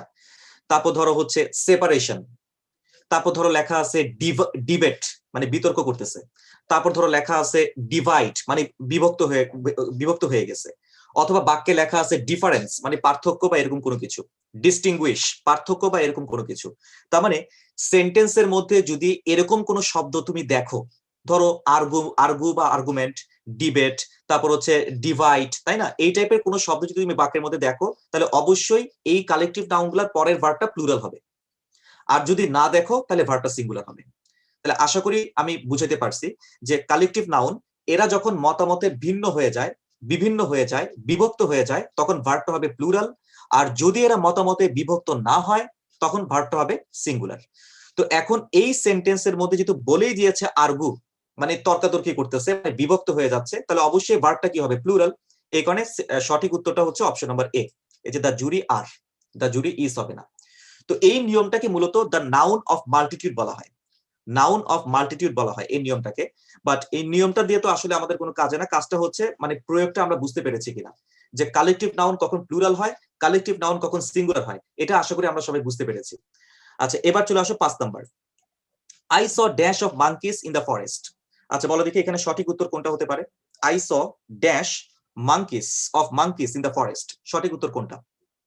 কমেন্ট বক্সে একটু জানাও। মনে রাখবা, এখানে যাদেরকে দেখতে পাচ্ছ এরা সবাই কিন্তু তোমার কালেকটিভ এক্সপ্রেশন, এরা সবাই কিন্তু কালেকটিভ এক্সপ্রেশন, কিন্তু সকল কালেকটিভ এক্সপ্রেশন সকল নাউনের সাথে তো বসে না। আচ্ছা, আবার ধরো 6 নাম্বার, বলো দেখি 6 নাম্বারের উত্তরটা কি হতে পারে? দুটার উত্তর আমি একসাথে বলবো। 6 নাম্বারের উত্তরটা কি? ট্রু। 6 নাম্বার। আচ্ছা, এখানে বলা হচ্ছে যে which of the following words is not similar to school. আচ্ছা দেখা যাক তোমরা এখানের মধ্যে কি কি কমেন্ট দিয়েছো। দেখছো এখানের মধ্যে লিখছে college college college college college, গণহারে সবাই কিন্তু লিখেছে college. Thank you very much. মনে রাখবা, সাম্য সৃষ্টি না হয়নি তো। এখানে বলা হয়েছে which of the following word is not similar to school, মানে নিচের কোনটাই স্কুলের সমার্থক শব্দ নয়। নর্মালি আমরা স্কুল বলতে কি বুঝি? বিদ্যালয় বুঝি, বাট এখানে স্কুল বলতে কিন্তু কলেজ বা বিদ্যালয়কে বোঝাচ্ছে না, ঠিক আছে। এখানে স্কুল বলতে কলেজ বা বিদ্যালয়কে বোঝাচ্ছে না, ঠিক আছে। স্কুল বলতে মূলত গ্রুপ অথবা ঝাঁককে বোঝানো হচ্ছে। মাছের ঝাঁককে বুঝাইতে আমরা স্কুল অফ ফিশ, এই স্কুল টার্মটা আমরা ইউজ করি, তাই না? তো এই যে ফ্লক, হার্ড, তাই না, প্যাক, তারপর স্কুল, এই সবগুলো শব্দই, ইভেন এই 5 নম্বর প্রশ্নের মধ্যে যেটা আছে ট্রুপ, এই যে ট্রুপ, এই সবগুলো শব্দই মূলত কিন্তু একটা ঝাঁক অথবা একটা গ্রুপকে বোঝায়। বুঝতে পারছো বিষয়টা? যেমন ধরো বান্দরের দল বুঝাইতে আমরা ইউজ করতে পারি আর ট্রুপ অফ মাঙ্কিস। মাছের ঝাঁক এটা বুঝাইতে আমরা ইউজ করতে পারি আই স্কুল অফ ফিশ, তাই না? তারপর হচ্ছে তোমার ওই যে নেকড়ের দল, আ প্যাক অফ হাইন্ডস, তাই না? এভাবে আমরা, তারপর পাখির ঝাঁক, পাখির ঝাঁক বুঝে আমরা ইউজ করতে পারি আ ফ্লক অফ বার্ডস, তাই না? আ ফ্লক অফ বার্ডস। আচ্ছা, তো এরকম আর কি। তো সহজ কথায় এই যে কালেকটিভ এক্সপ্রেশন গুলো আছে, এগুলো যদি তোমার আগে থেকে পড়া না থাকে তাহলে কিন্তু এরকম প্রশ্নগুলোর মধ্যে তোমাদের ভুল করার সম্ভাবনা বাড়বে। তো লেকচার শিটের মধ্যে আমি অন্তত এই বিষয়গুলো আমি দিয়ে দিয়েছি যে তুমি কোনটা কোনটা, একটা এক্সপ্রেশন এখানের মধ্যে অলরেডি সেট করা আছে কালেকটিভ এক্সপ্রেশন, ওখান থেকে একটু দেখে নিবা। আমি যদি একটু দেখাই দিই তাহলে মনে হয় একটু ভালো হয়। Excuse me.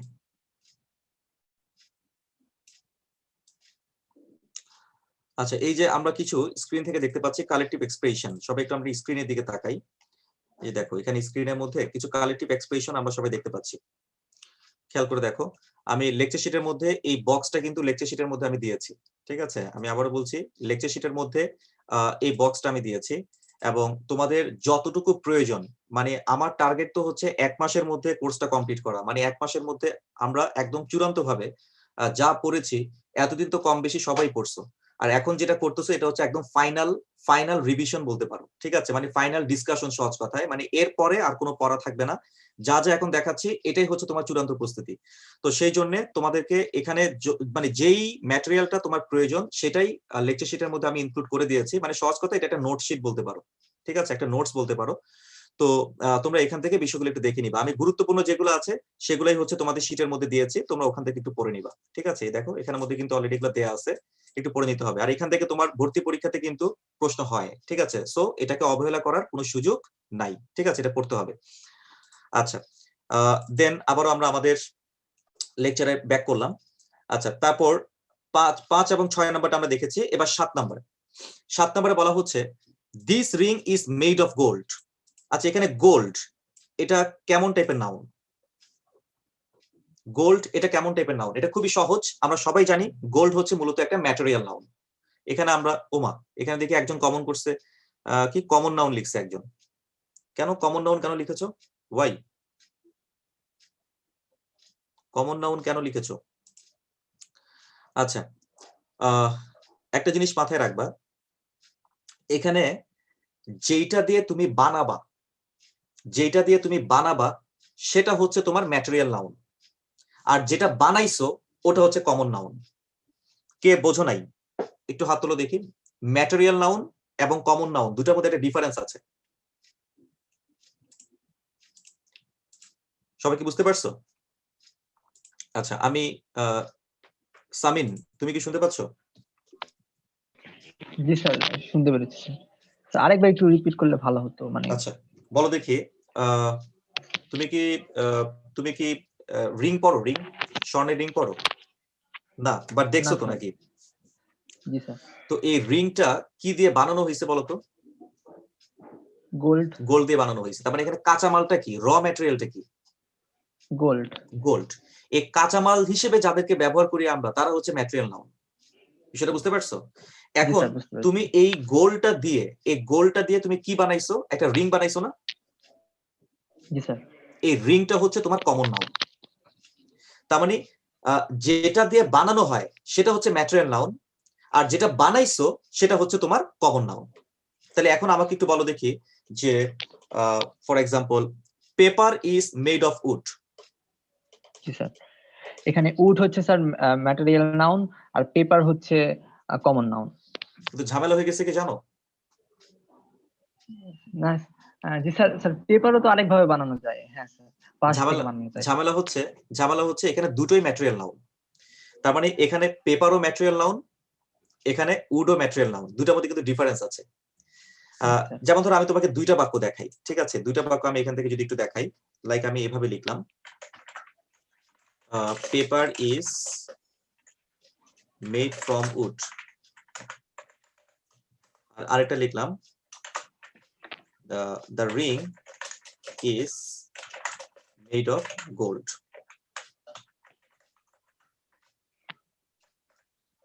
The ring না বলে আমি এখানে the table is made of wood. আচ্ছা, তুমি কি স্ক্রিনে দুটো প্রশ্নকে দেখতে পাচ্ছ? আমি দুটো প্রশ্ন লিখেছি। জি স্যার, দেখতে পাচ্ছি।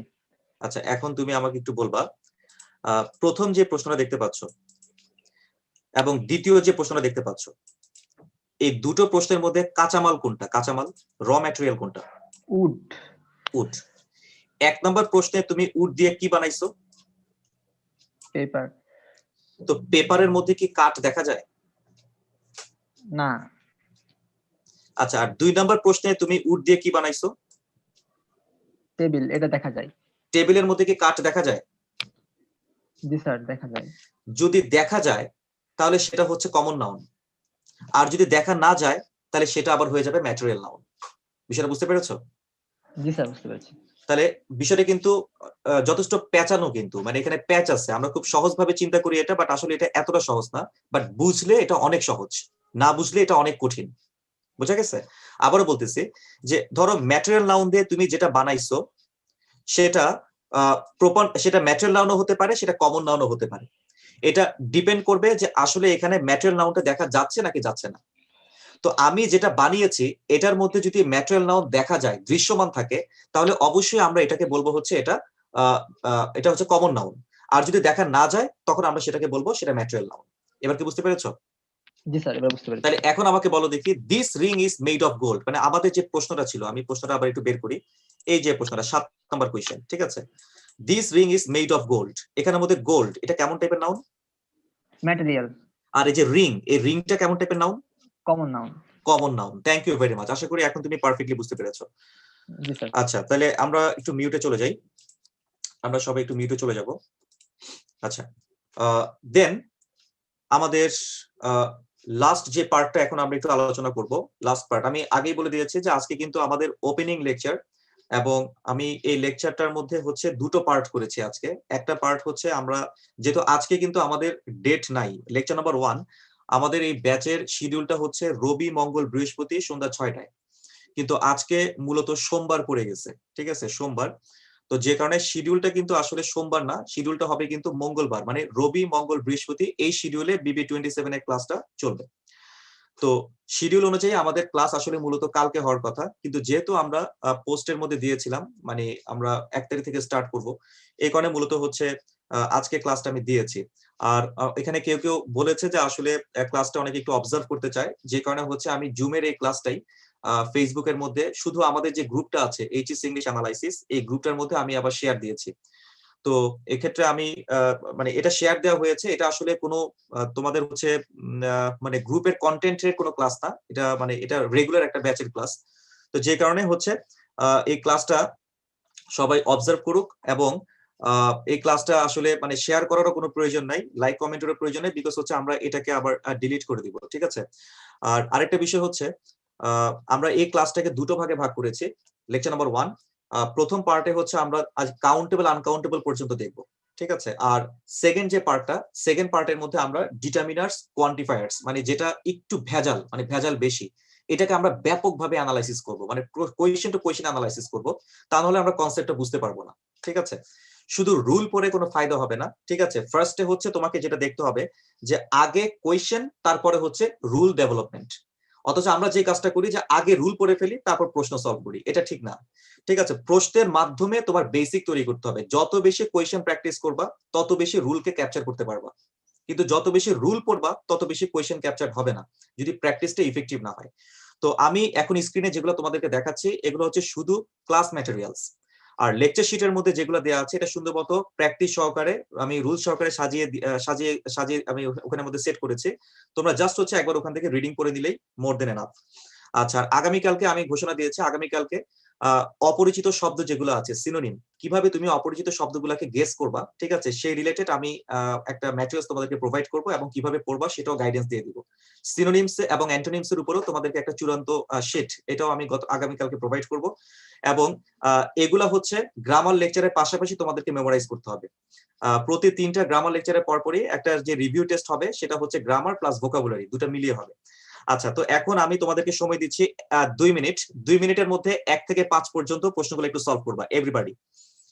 2 মিনিটের মধ্যে 1 থেকে 5 পর্যন্ত। এর মধ্যে 3 নাম্বারটা তো একেবারেই সহজ, 3 নাম্বারটা তো আসলে মানে পড়ার কিছু নাই, এটা আমরা আশা করি। এটা আমি দিয়েছি মূলত আমি রুলটা বোঝানোর জন্য দিয়েছি।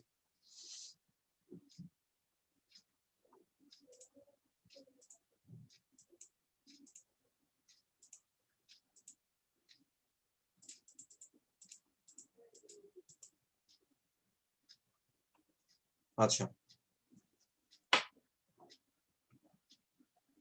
আচ্ছা, আরো একটা তথ্য জানিয়ে রাখি, এখানে অনেকেই তোমরা কমেন্ট বক্সে জানাচ্ছ যে 6টার সময় মাগরিবের ঠিক পরপর একটু নামাজের সাথে একটু ক্ল্যাশ হয়ে যায়। তো এই দিকটা মাথায় রেখে আমরা আগামীকালকে আমাদের শিডিউলটা একটু চেঞ্জ করব। 6টায় জায়গায় আমরা 6:30টার সময় ক্লাসটা স্টার্ট করব। 6টার পরিবর্তে ক্লাসটা 6:30টায় স্টার্ট হবে। এটা SMS পাঠিয়ে দিব সবার কাছে, ডোন্ট বি ওরিড। আর আজকে ক্লাসে যতটুকু পড়তেছো এতটুকুর উপর কিন্তু আগামী ক্লাসের শুরুতেই একটা পরীক্ষা তোমাদেরকে ফেস করতে হবে। আচ্ছা, এবার আমরা দেখি যে আসলে এখানে তোমরা উত্তর কি দাগিয়েছো। ফাহিম আরবি হাত তুলেছো, তুমি শুনতে পাচ্ছ ফাহিম? আসসালামু আলাইকুম স্যার। ওয়ালাইকুম আসসালাম। আচ্ছা বলো দেখি 1 নম্বরে উত্তর কোনটা হতে পারে? সি। Option number C. মনে রাখবা, সবাই একটু মন দিয়ে খেয়াল করো, সে উত্তর বলেছে অপশন নাম্বার সি এবং এটা অ্যাবসলিউটলি কারেক্ট। তার কারণটা হচ্ছে শূন্যস্থানের ঠিক আগে যেই শব্দটা দেখতে পাচ্ছ 25, এটা মূলত হচ্ছে একটা নাম্বার। আর আমরা জানি নাম্বার যদি সিঙ্গুলার হয় তাহলে সাথে যে নাউনটা থাকবে এটা সিঙ্গুলার হবে, নাম্বার যদি প্লুরাল হয় তাহলে সাথে যে নাউনটা থাকবে সে নাউনটা প্লুরাল হবে। তার মানে কনসেপ্টটা হচ্ছে singular number singular noun, plural number plural noun. তো আমাকে ফাহিম বলো দেখি পুরো পৃথিবীতে একমাত্র সিঙ্গুলার নাম্বার কোনটা? Singular number I. I singular number, তাই না? এটা নাম্বার না না, ওয়ান। আচ্ছা, অলরেডি তুমি বলার আগে কিন্তু দেখো কমেন্ট বক্সে কিন্তু অলরেডি কমেন্ট করা শুরু করে দিয়েছে। ওয়ান খেয়াল করে দেখো, হ্যাঁ দেখছো দেখছো এখানে অনেকে কিন্তু অলরেডি কমেন্ট করা শুরু করে দিয়েছে 1 1 1 1 1 তুমি বলার আগেই। তার মানে পুরো পৃথিবীতে একমাত্র সিঙ্গুলার নাম্বার হচ্ছে 1, আর 1 এর পরে যা কিছু আছে 2 3 4 5 যা কিছু আছে সবাই হচ্ছে প্লুরাল।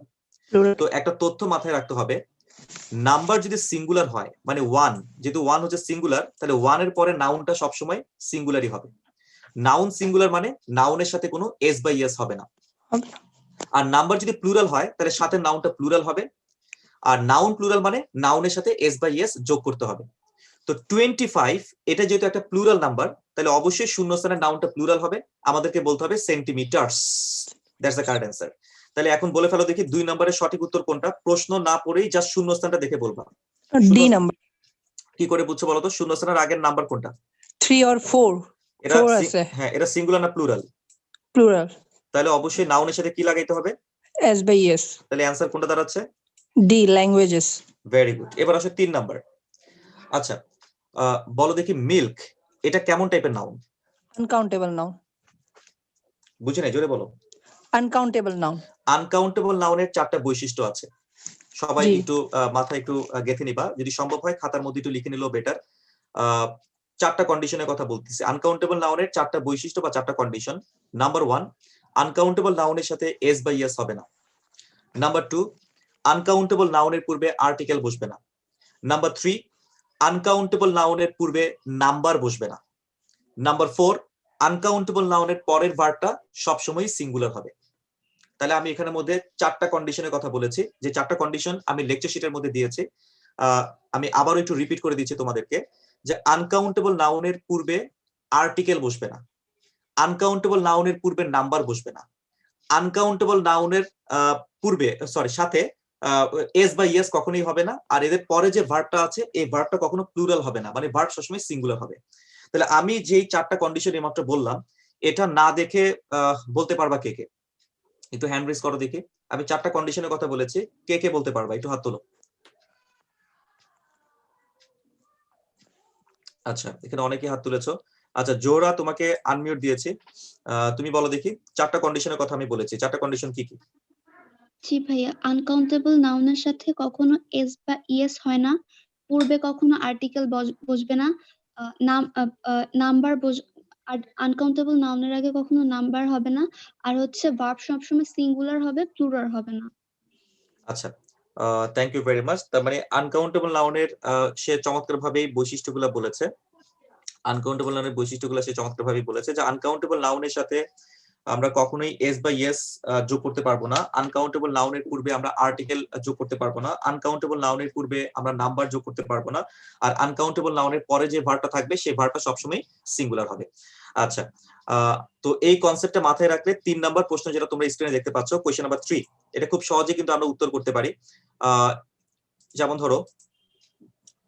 ধরো হচ্ছে এই যে 3 নাম্বার দেখো মিল্ক, এটা আনকাউন্টেবল নাউন।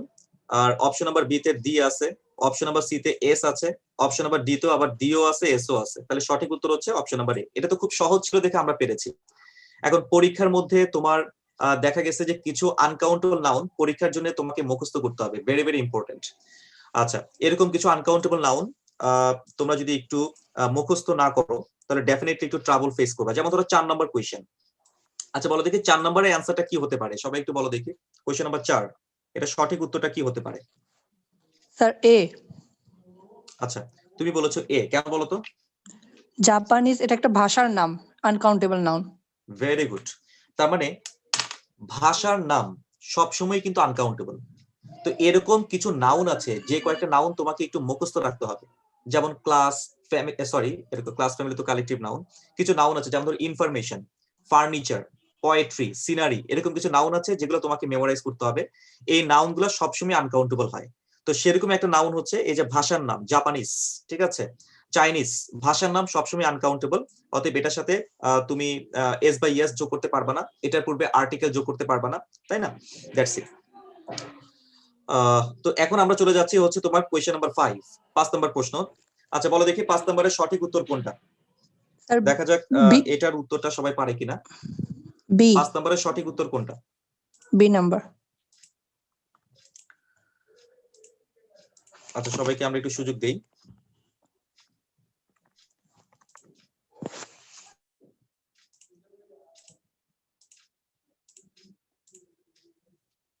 আচ্ছা, 5 নম্বরে এখানে উত্তর বলতেছে কেউ বি, কেউ বলতেছে সি, আচ্ছা কেউ এ। 5 নম্বরের সঠিক উত্তর কোনটা এখানে? Doctor Bradley will receive dash at the graduation. আচ্ছা, একটা তথ্য আমি একটু জানাই রাখি, মনে রাখবা কিছু নাউন আছে যারা কাউন্টেবল হয় আবার আনকাউন্টেবল হয়।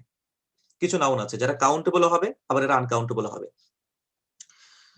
কাউন্টেবল হলে এদের বাংলা মিনিং হবে একরকম, আর আনকাউন্টেবল হলে এদের বাংলা মিনিং হবে আরেক রকম।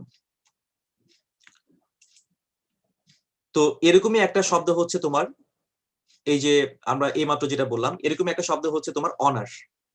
তো অনার কথাটার সাথে তুমি যদি আর্টিকেল বসাও, মানে এটাকে যদি কাউন্টেবল বানাও, তাহলে এটার অর্থ হবে একরকম, আর যদি না দাও তাহলে অর্থ হবে আরেক রকম। যেমন ধরো আমি তোমাদেরকে এই রিলেটেড একটা প্রশ্ন তোমাদেরকে আমি একটু দেখাই, প্রশ্ন না প্র্যাকটিস একটু দেখাচ্ছি। এটা হচ্ছে রিলেটেড ম্যাটেরিয়াল। এই যে দেখো,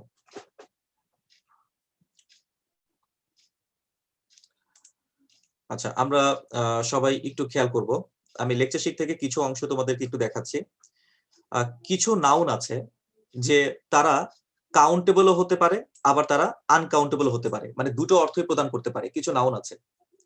তো এর মধ্যে ধরো একটা হচ্ছে তোমার ল্যাঙ্গুয়েজ। তো ল্যাঙ্গুয়েজের সাথে যদি এস থাকে তাহলে এটা কাউন্টেবল, আর যদি শুধু ল্যাঙ্গুয়েজ থাকে তাহলে এটা আনকাউন্টেবল। কাউন্টেবল ল্যাঙ্গুয়েজের বাংলা মিনিং একরকম, আনকাউন্টেবল ল্যাঙ্গুয়েজের বাংলা মিনিং আরেক রকম। আবার দেখো বিজনেস, বিজনেস কথাটা কাউন্টেবল হলে এটার বাংলা মিনিং হবে একরকম, আর বিজনেস কথাটা আনকাউন্টেবল হলে এটার বাংলা মিনিং হবে আরেক রকম। যেমন ধরো তুমি যদি বলো এ বিজনেস, এটার মিনিং একটা, আবার তুমি যদি বলো শুধু বিজনেস তাহলে এটার মিনিং হবে আরেকটা। এ বিজনেস এটা হচ্ছে কাউন্টেবল, আর শুধু বিজনেস এটা হচ্ছে আনকাউন্টেবল। তুমি যদি বলো এ বিজনেস, এটার বাংলা মিনিং হচ্ছে কোম্পানি, খেয়াল করে দেখো কোম্পানি।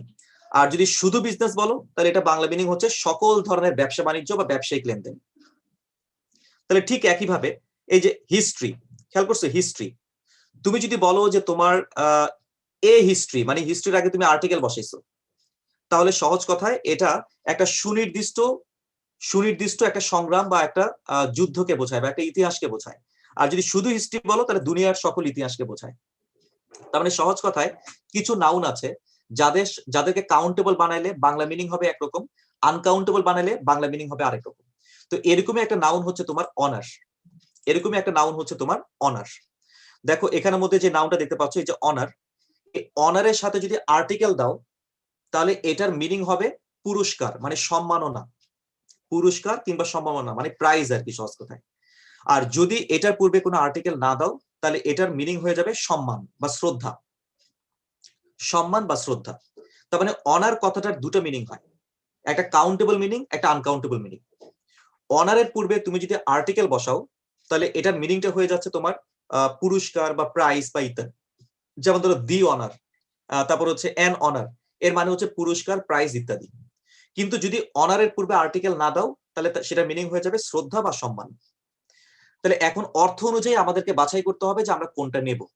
যেমন এখানের মধ্যে বলা হচ্ছে যে doctor Bradley will receive dash at the graduation, অর্থাৎ গ্র্যাজুয়েশনের মধ্যে ডক্টর ব্র্যাডলি একটা ড্যাশ নিবেন। তো গ্র্যাজুয়েশনের মধ্যে ডক্টর ব্র্যাডলি কি নিবেন?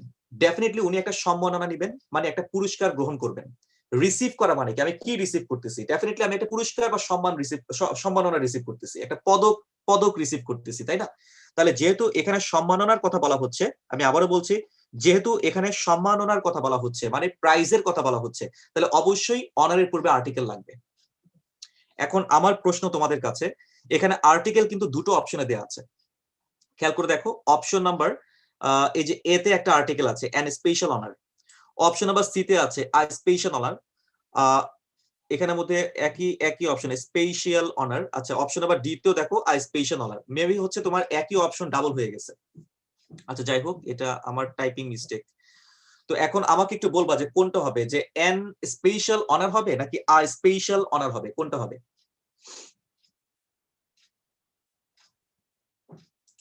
এখানে একটু প্রবলেম, এই যে এটা তোমার ডাবল হয়ে গেছে, ঠিক আছে? তো এটাকে আমরা মনে মনে স্কিপ করি।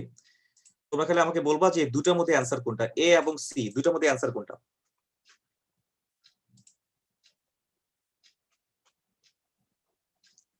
ম্যাক্সিমামই কিন্তু তোমরা বলতেছো এন স্পেশাল অনার।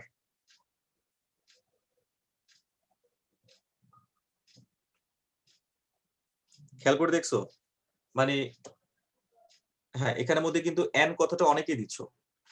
আচ্ছা মনে রাখবা আর্টিকেলটা কিন্তু এখানে বসছে স্পেশালের আগে, তাই না? মনে রাখবা স্পেশাল কিন্তু কনসোনেন্ট সাউন্ড দিচ্ছে, কনসোনেন্ট, এটা কিন্তু ভাওয়েল না। শুধু অনার যদি থাকতো তাহলে তুমি বলতা এন অনার, যেহেতু অনারের আগে একটা অ্যাডজেক্টিভ আছে স্পেশাল, আর স্পেশালের শুরুটা হচ্ছে কনসোনেন্ট সাউন্ডের মাধ্যমে, তাই না? কনসোনেন্ট সাউন্ডের মাধ্যমে শুরু হচ্ছে, তাহলে আমি এখানের মধ্যে কিন্তু এন স্পেশাল, এটা তো হয় না, বলতে হবে I special, I special honour. যদি স্পেশালটাকে বাদ দিয়ে দাও, স্পেশালটাকে কেটে দাও, তাহলে তুমি বলতে পারো এন অনার, এন অনার। বিষয়টা বুঝতে পেরেছো? তাহলে এখানে সঠিক উত্তর হচ্ছে option number A, I special honour. Sorry, এখানে সঠিক উত্তর হচ্ছে অপশন নাম্বার সি, সঠিক উত্তর হচ্ছে option number C, I special honour. মানে কতটা পেঁচানো প্রশ্ন, খেয়াল করেছো? মানে ঢাকা ইউনিভার্সিটির প্রশ্নের স্ট্যান্ডার্ডই হচ্ছে এরকম যে দেখে মনে হবে খুবই সহজ, মানে দেখার সাথে সাথে আমি 100% নিশ্চিত অ্যান্সার হচ্ছে এ, কিন্তু মূলত অ্যান্সার হয়ে যাবে সি বা অ্যান্সার হয়ে যাবে ডি বা অ্যান্সার হয়ে যাবে বি, মানে আমি ভাববো একটা হয়ে যাবে আরেকটা। তো এই সমস্যাটা যাতে আমরা না পড়ি সেজন্য অবশ্যই এভাবেই আপনাদেরকে প্রশ্ন বিশ্লেষণ করে কনসেপ্টটাকে মাথার মধ্যে ঢুকাইতে হবে। রুল পড়ার সময় কিন্তু এখন নাই, ঠিক আছে? রুল মুখস্থ করার টাইম কিন্তু শেষ। এখন সরাসরি তোমাদেরকে কোয়েশ্চেন অ্যানালাইসিস করতে হবে, প্রশ্নের মাধ্যমে রুলগুলোকে আত্মস্থ করতে হবে। বারবার করে বলছি, মানে দুটোর কিন্তু এখন মানে দুই রকমের প্রস্তুতি। আমরা যারা লং কোর্স করি বা লং কোর্স করাই, লং কোর্সে কিন্তু আমরা আস্তে আস্তে করে বেসিক ডেভেলপ করি, তাই না?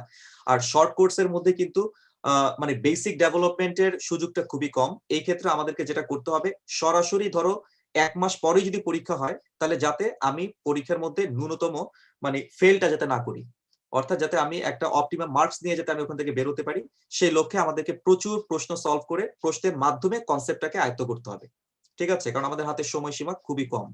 এই সময়টাকে যদি কাজে লাগাইতে ব্যর্থ হও তাহলেই কিন্তু বিপদ। আচ্ছা তো যাই হোক, আমরা এবার চলে যাচ্ছি হচ্ছে 6 নম্বর প্রশ্নে। আচ্ছা 6 নম্বর প্রশ্নটা আসলে আমি একটু বলে রাখি, এটা একটু মেমোরাইজেশন টাইপের আর কি।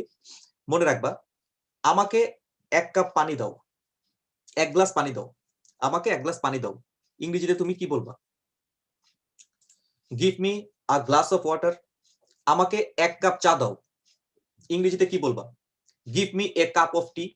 তার মানে give me a cup of tea, a glass of water, give me a piece of, তাই না, লোফ, মানে এক টুকরা রুটি দাও, আ পিস অফ লোফ, তাই না? তার মানে সহজ কথায় এই যে a cup of, a glass of, a piece of, এদেরকে বলা হয় ইডিওমেটিক এক্সপ্রেশন। কি বলা হয়? Idiomatic expression. তো এরকম কিছু ইডিওমেটিক এক্সপ্রেশন তোমাকে মুখস্থ করে রাখতে হবে যেগুলো একটু ব্যতিক্রম ধর্মী। আমি আবারও বলতেছি ব্যতিক্রম ধর্মী, যেগুলো নরমাল সেগুলো তো না পড়লেও চলবে। যেমন এ glass of, a glass of এর অর্থ তো আমরা সবাই জানি, ওয়াটারের সাথে এ গ্লাস অফই হয়, তাই না? আচ্ছা, কিন্তু ওয়াটারের সাথে এ পিস অফ ওয়াটার এটা তো যায় না। তুমি কি বলতে পারবা যে a piece of water, please give me a piece of water? এটা কিন্তু হয় না। বলতে হবে give me a glass of water, give me a bottle of water. কিন্তু give me a piece of water এটা তো হাস্যকর, এটা খুবই হাস্যকর। তাহলে এখন কোথায় কোন এক্সপ্রেশনটা তুমি প্রয়োগ করবা, মানে ইডিওমেটিক এক্সপ্রেশন কোথায় কোনটা প্রয়োগ করবা, সেটার জন্য একটা ছোট্ট একটা চার্ট আছে। এই চার্টের মধ্যে জাস্ট 4 থেকে 5টা ইডিওমেটিক এক্সপ্রেশন তোমাকে মুখস্থ করে ফেলতে হবে। একটা কাজ করি, আমরা এখনই মুখস্থ করে ফেলি, তাহলে বোধহয় খুব ভালো হয়। আচ্ছা, আমরা এখনই মুখস্থ করে ফেলি, কারণ বাকির নাম ফাঁকি, তাই না? বাকির নাম ফাঁকি। আচ্ছা, এটা আমরা কোনটা যেন দেখতেছিলাম? Countable and uncountable, right? Lecture 1 part 2, countable and uncountable. আচ্ছা, আমরা সবাই এবার একটু স্ক্রিনের দিকে খেয়াল করব।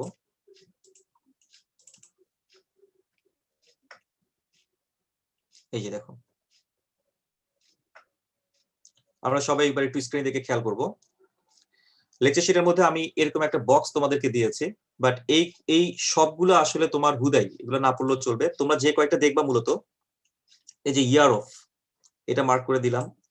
তারপর হচ্ছে এই যে ক্ল্যাপস অফ, এটা দেখবা, ক্ল্যাপ অফ থান্ডার। এখানে সিঙ্গুলার প্লুরাল করা হয়েছে, একটা সিঙ্গুলার এক্সপ্রেশন আর একটা প্লুরাল এক্সপ্রেশন, ঠিক আছে? এ পিস অফ এটা হচ্ছে সিঙ্গুলার, আর 2 পিসেস অফ এটা হচ্ছে প্লুরাল। তো যাই হোক, আমরা যেটা দেখবো মূলত ইয়ার অফ কর্নটা দেখলা, এ ক্ল্যাপ অফ থান্ডার এটা দেখলা, তারপর হচ্ছে তোমার এই যে এটা এ বোল্ট অফ লাইটনিং, এবং হচ্ছে এ গাস্ট অফ ওয়াইন্ড। কারণ এই কয়েকটা মুখস্থ না থাকলে তুমি উত্তর করতে পারবা না, বুঝতে পারছো? মুখস্থ না থাকলে উত্তর করতে পারবা না। মনে রাখবা যে কর্নের সাথে কোনটা বসে? কর্নের সাথে ইয়ার কথাটা বসে। এই যে ইয়ার, কর্নের সাথে কে বসবে? ইয়ার, ইয়ার অফ কর্ন, এটা মুখস্থ রাখবা। তারপর ক্ল্যাপ অফ থান্ডার, থান্ডারের সাথে কোনটা বসবে? Clap of thunder. এরপর লাইটিং এর সাথে কোনটা বসবে? Bolt, a bolt of lightning. ওয়াইন্ডের সাথে কোনটা বসবে? Gust, a gust of wind. আচ্ছা, তাহলে একটু মুখস্থ করে ফেলো, দেখে একটু মুখস্থ করে ফেলো কি কি বললাম। Ear of corn, clap of thunder, bolt of lightning, gust of wind. একটু মুখস্থ করে ফেলো, সবাই একটু মুখস্থ করে ফেলো। Ear of corn, clap of thunder, bolt of lightning, gust of wind. আবার বলো, ear of corn, clap of thunder, bolt of lightning, gust of wind. বোঝা গেছে? এখানে এক একটার এক এক মিনিং। যেমন ধরো এই যে এক গোলা শস্য মানে ইয়ার অফ কর্ন। তারপর ধরো হচ্ছে ওই দ্রুম দ্রুম করে তোমার হচ্ছে মেঘের গর্জন করছে, হঠাৎ করে তোমার মেঘ বাড়ি দিয়েছে, তাহলে সেটা হচ্ছে ক্ল্যাপ অফ থান্ডার। তারপর এক দমকা বাতাস বয়ে গেল, দমকা বাতাস বোঝাতে আমরা ইউজ করব গাস্ট অফ ওয়াইন্ড। বুঝতে পারছো? তারপর এক ঝলক বিদ্যুৎ চমকালো, এক ঝলক মানে এ বোল্ট অফ লাইটনিং। সেটা বুঝতে পারছো? এগুলো একটা ব্যতিক্রম ধর্মী, যে কোনো এই 4টা মেমোরাইজ করে ফেলবা, ঠিক আছে? আচ্ছা, এবার আবার আমরা চলে যাচ্ছি আমাদের লাস্ট পার্টে। 6 নাম্বারটা কমপ্লিট, 7 নাম্বার। তারপরে তোমরা দেখতেই পাচ্ছ এখানে এক একটা প্রশ্ন কিন্তু মূলত এক একটা গ্রামাটিক্যাল কনসেপ্ট। আমি এখানে যতগুলো প্রশ্ন তোমাদেরকে দেখাচ্ছি, এক একটা কোয়েশ্চেন মানেই এক একটা গ্রামাটিক্যাল কনসেপ্ট, ঠিক আছে? অর্থাৎ আমি প্রশ্নের মাধ্যমে তোমাকে কনসেপ্টটাকে ইন্ট্রোডিউস করিয়ে দিচ্ছি। এরপর লেকচার শিটের মধ্যে আমি রুলসও দিচ্ছি, একই সাথে ওখানে প্র্যাকটিসও দিচ্ছি। তোমার কাজ হচ্ছে শুধু প্র্যাকটিসগুলো সলভ করা, ঠিক আছে? কারণ রুলস তুমি ক্লাসটা করলেই তোমার রুলস আবার নতুন করে দেখার কোনো প্রয়োজন পড়বে না। যদি না বোঝো তাহলে আমাকে পরবর্তী ক্লাসে জিজ্ঞাসা করতে পারবা। আচ্ছা, দেন হচ্ছে তোমার 5 নাম্বারটা গেল, 6 নাম্বারটা গেল, 7 নাম্বার একটু আসো। এটা একটু মনে রাখবা, 7 নাম্বার যেই রুলসটা আছে একটু important. Kind of type of, ঠিক আছে? আচ্ছা, এটাকে কেউ আমাকে বলতে পারবা যে what's the rules of kind of এবং টাইপ অফ? কখন কাইন্ড অফ এবং টাইপ অফ এই নিয়মটা কখন ব্যবহার করা হয়? এনিবডি?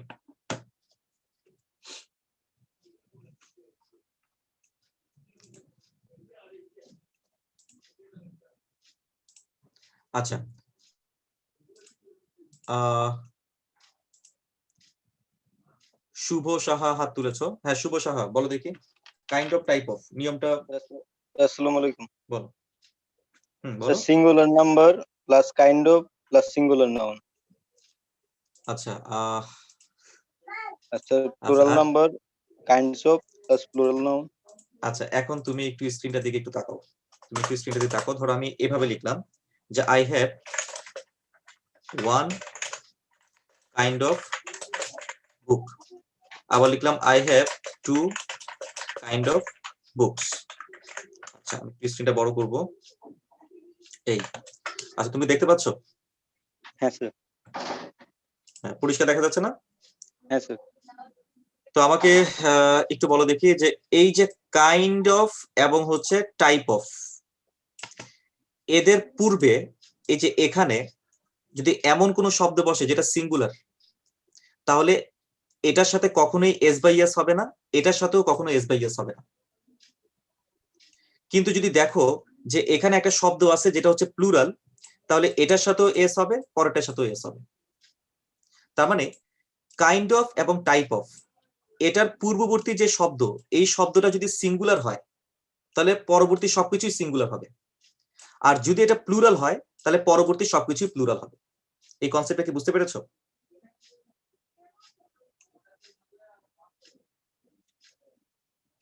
শুভ সাহা, হ্যাঁ স্যার, বুঝতে পারছি। হ্যাঁ স্যার। Okay, thank you. আচ্ছা, এখন আমাকে এই পর্যায়ে সানজিদা রহমান, তুমি কি শুনতে পাচ্ছ? সানজিদা, তুমি কি শুনতে পাচ্ছ? স্যার আসসালামু আলাইকুম। জি স্যার। আচ্ছা, তো এখন তুমি আমাকে একটু বলো তো যে এই যে এই সেন্টেন্সটা যেটা আমরা সলভ করতেছি, 7 নম্বর কোয়েশ্চেন, লেখা আছে the shopkeeper had hardly any of those kind of ক্যান্ড good. তো তুমি দেখতে পাচ্ছ যেখানে আন্ডারলাইনটা দেখতে পাচ্ছ, এই আন্ডারলাইন অংশের মধ্যে হয়তো ভুল আছে অথবা এটা ঠিকই আছে। মানে যতটুকু নিচে আন্ডারলাইন করা আছে এতটুকু অংশকে তোমার কারেকশন করতে হবে, মানে আন্ডারলাইন সেন্টেন্স কারেকশন। যদি এটা ঠিক থাকে তাহলে অ্যাজ ইট ইজ এটা যে অপশনে আছে সেটাকে বেছে নিব, আর যদি এটা ভুল থাকে তাহলে সঠিক অপশনটাকে আমরা বেছে নিব।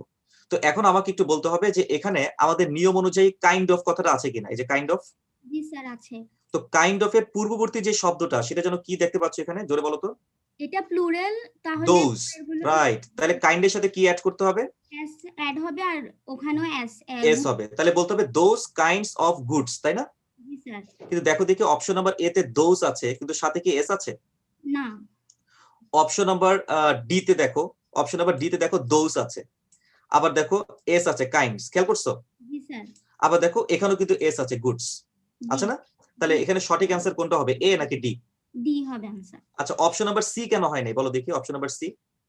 কাইন্ডস নাই তো, শুধু kind. Very good, very good. আর অপশন নাম্বার বি কেন হয় নাই বলতে পারো? এখানে তো সবগুলোই সিঙ্গুলার দেখা যাচ্ছে। সবই সিঙ্গুলার দিয়ে আছে। হ্যাঁ, তাহলে হ্যাঁ সব এই যে দিস তো সিঙ্গুলার, হ্যাঁ। আমরা যদি এটা সিঙ্গুলার হলে সবই তো সিঙ্গুলার হয়, তাই না? তাহলে এটা কেন হলো না অপশন নাম্বার বি? তো কোশ্চেনে দোষ দেওয়া না। তো কি হয়েছে, প্রশ্নে তো দোষের নিচে আন্ডারলাইন করাই আছে। তার মানে তুমি চাইলে এটাকে সিঙ্গুলার হিসেবে কারেকশন করতে পারো, প্লুরাল হিসেবে কারেকশন করতে পারো। আমি দেখতে পাচ্ছি যে অপশন নাম্বার বি তে সব সিঙ্গুলার আছে, অপশন নাম্বার ডি তে সব প্লুরাল আছে। এখন তুমি কোনটা নিবা, বি নিবা নাকি ডি নিবা? প্রশ্নের লেভেলটা বুঝতে পারছো কোন লেভেলের কোশ্চেন? জি স্যার। এখন আমরা কনফিউজড হওয়াটাই কিন্তু স্বাভাবিক, ঠিক আছে, যে আমরা কোনটা নিব।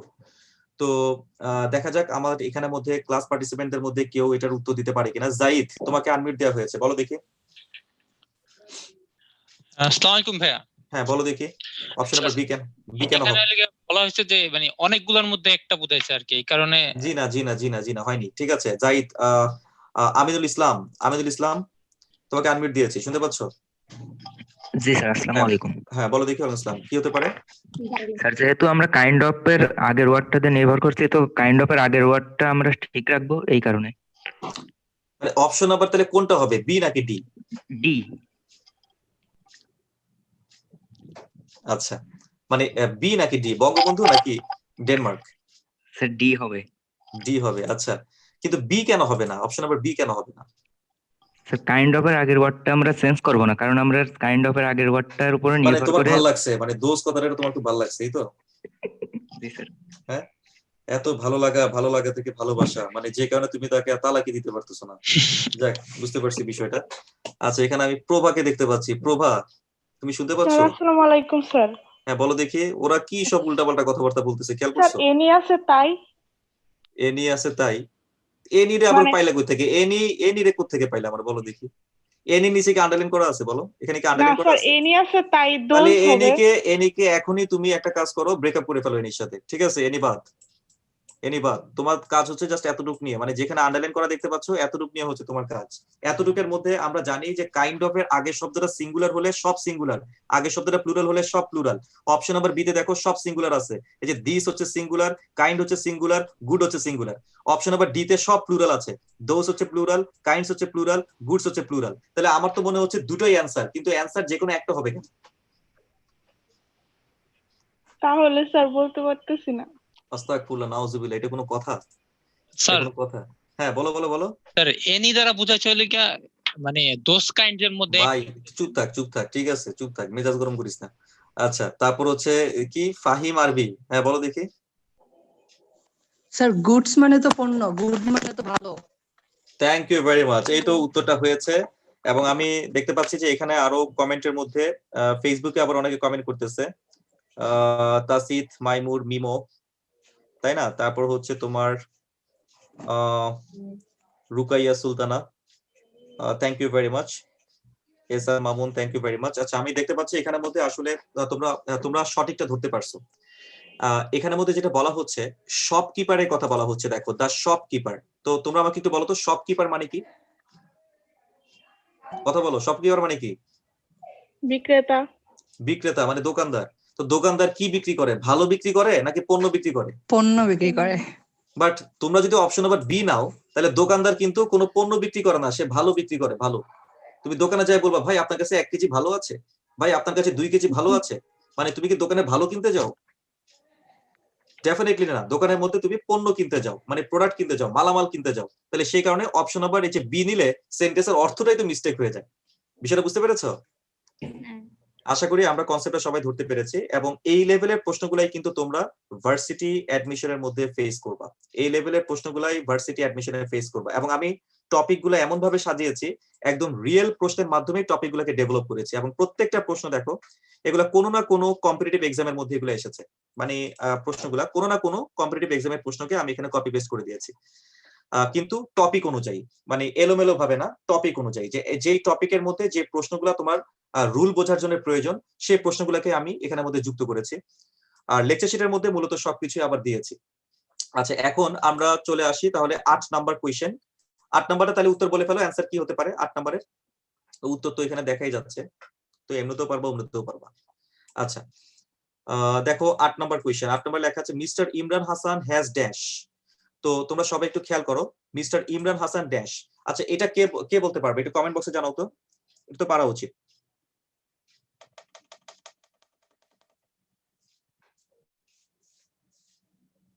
এখানে বলেছে সাদিয়া আক্তার, সঠিক উত্তর দিয়েছে অপশন নাম্বার ডি।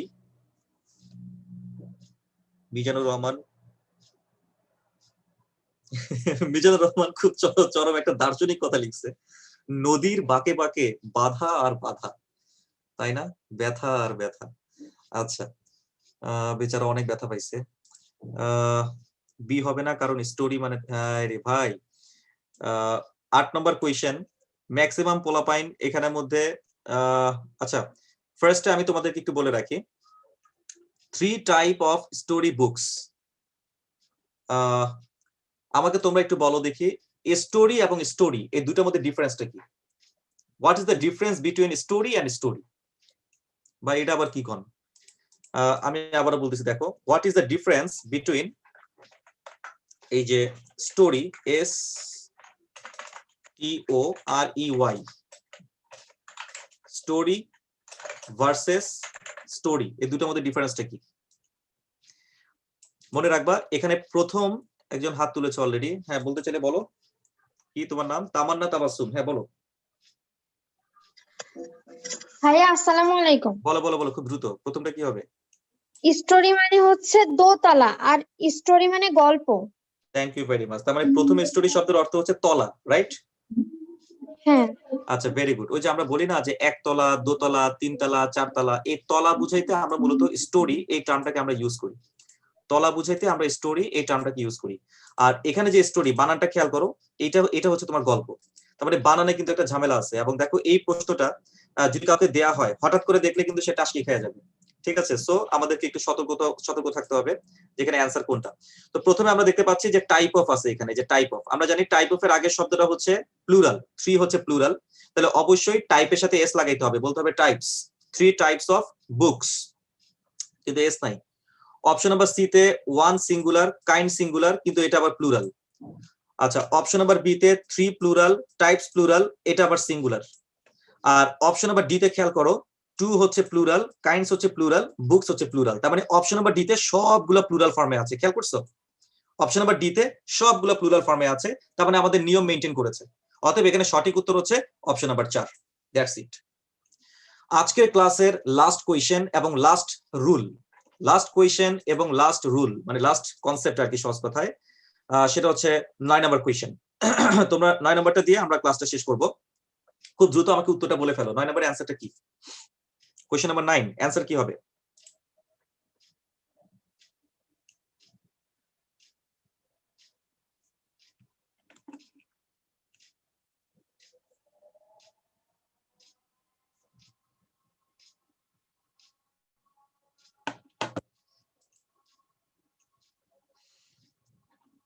আচ্ছা, 9 নম্বরের ক্ষেত্রে আমরা এখানে দেখতে পাচ্ছি যে অনেকে উত্তর এ বলতেছো। আচ্ছা, ভেরি গুড। আচ্ছা, আমি কয়েকটা নাম তোমাদেরকে একটু বলি, যে 100 মিলিয়ন, বিলিয়ন, ট্রিলিয়ন, এই যে ধরো এগুলা 100, তাই না? 100 মিলিয়ন, বিলিয়ন, ট্রিলিয়ন, তাই না? এই টাইপের যে শব্দগুলো রয়েছে, আরো আছে ব্রেইস, ফ্যাদম, পেয়ার, হেড। এই যে ব্রেইস, ফ্যাদম, তারপর হচ্ছে পেয়ার, হ্যাঁ, head, yard, dozen, dozen, score. ঠিক আছে, এই যে এগুলো। তো স্ক্রিন দেখতে পাচ্ছ যে এখানে যাদেরকে দেখতে পাচ্ছ যে এই শব্দগুলা, এদের পূর্বে যদি নাম্বার থাকে তাহলে এদের সাথে কোনো এস বাই এস হবে না। আমি আবারও বলছি, এখানে যাদেরকে দেখতে পাচ্ছ এদের পূর্বে যদি নাম্বার থাকে, মানে নাম্বার বলতে তো নাম্বারই, 1 2 3 4 5 6 7 8 9, এগুলো হচ্ছে নাম্বার। এদের পূর্বে যদি নাম্বার থাকে এদের সাথে এস বাই এস হবে না, আর নাম্বার না থাকলে এস বাই এস হবে। আমি আবারও বলছি, এখানে যে শব্দগুলো দেখতে পাচ্ছ এদের পূর্বে নাম্বার থাকলে এদের সাথে এস বাই এস হবে না, কিন্তু নাম্বার না থাকলে এস বাই এস হবে। তাহলে এখন আমরা এই সেন্সে যদি একটু তাকাই, দেখো আমাদের 9 নাম্বার কোয়েশ্চেন। 9 নাম্বার কোয়েশ্চেনের মধ্যে এই যে মিলিয়ন কথাটা কমন পড়ছে। দেখো এই যে মিলিয়ন, খেয়াল করছো? মিলিয়ন আমরা জানি এদের পূর্বে যদি নাম্বার থাকে তাহলে এস বাই এস হবে না। তো আমি দেখতে পাচ্ছি 13 হচ্ছে একটা নাম্বার, নাম্বার থাকলে আমি এস বলতে পারবো না, 13 মিলিয়নস বলা যাবে না, 13 মিলিয়ন বলতে হবে। ঠিক আছে, যেটা অপশন নাম্বার এ তে আছে। আর বাকি অপশনগুলোর মধ্যে এস লাগাই দিছে। দেখো যে মিলিয়নস লাগাই দিছে, এখানেও মিলিয়নস লাগাই দিছে, এখানে আবার 13 এর সাথে এস লাগাই দিছে। তার মানে এগুলো হচ্ছে ভুল। সঠিক উত্তর হচ্ছে অপশন নাম্বার এ। তার মানে 100,000, million, billion, trillion, brace, fathom, pair, head, year, dozen, score, এই শব্দগুলোর পূর্বে যদি নাম্বার থাকে এদের সাথে এস বাই এস হবে না, আর যদি নাম্বার না থাকে তাহলে অবশ্যই এদের সাথে এস বাই এস যোগ করতে হবে। তাহলে এতটুকু পর্যন্ত আশা করি আমরা আলোচনাটা বুঝতে পেরেছি। তো এখন আমরা এই পর্যায়ে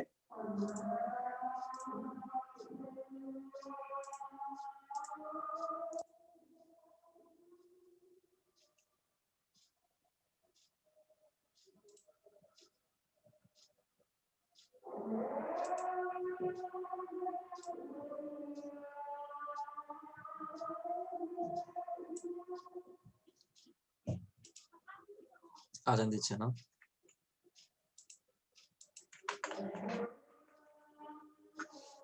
আচ্ছা,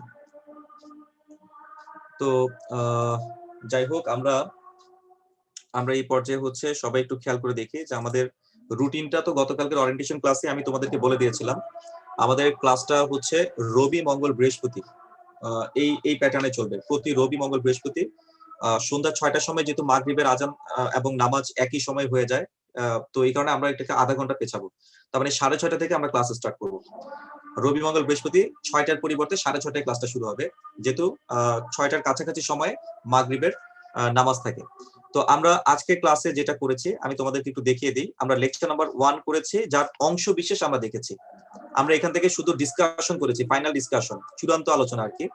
এবং হাই ফ্রিকোয়েন্সি কোয়েশ্চেন আমরা এখান থেকে দেখেছি নাউন্স, ঠিক আছে, নাউন্স, তারপর ট্রান্সফরমেশন অফ নাউন্স, নাউন্সকে কিভাবে তুমি আইডেন্টিফাই করবা, মানে পজিশন অফ নাউন যেগুলো, ঠিক আছে, সেটা আমরা দেখেছি। তারপর ক্লাসিফিকেশন অফ নাউন্স আমরা দেখেছি। এর মধ্যে আবার কাউন্টেবল এবং আনকাউন্টেবল নাউন্স এখান থেকেও কিন্তু আমরা আলোচনা করেছি। তার মানে নাউনের প্রথম অংশটা আমরা শেষ করেছি। নাউনের পরবর্তী একটা পার্ট যেটাকে আমরা বলি ডিটারমিনার্স এবং কোয়ান্টিফায়ার্স, যেটা সবচেয়ে গুরুত্বপূর্ণ পার্ট, এবং এখান থেকেই মূলত ম্যাক্সিমাম প্রশ্নগুলো হয়।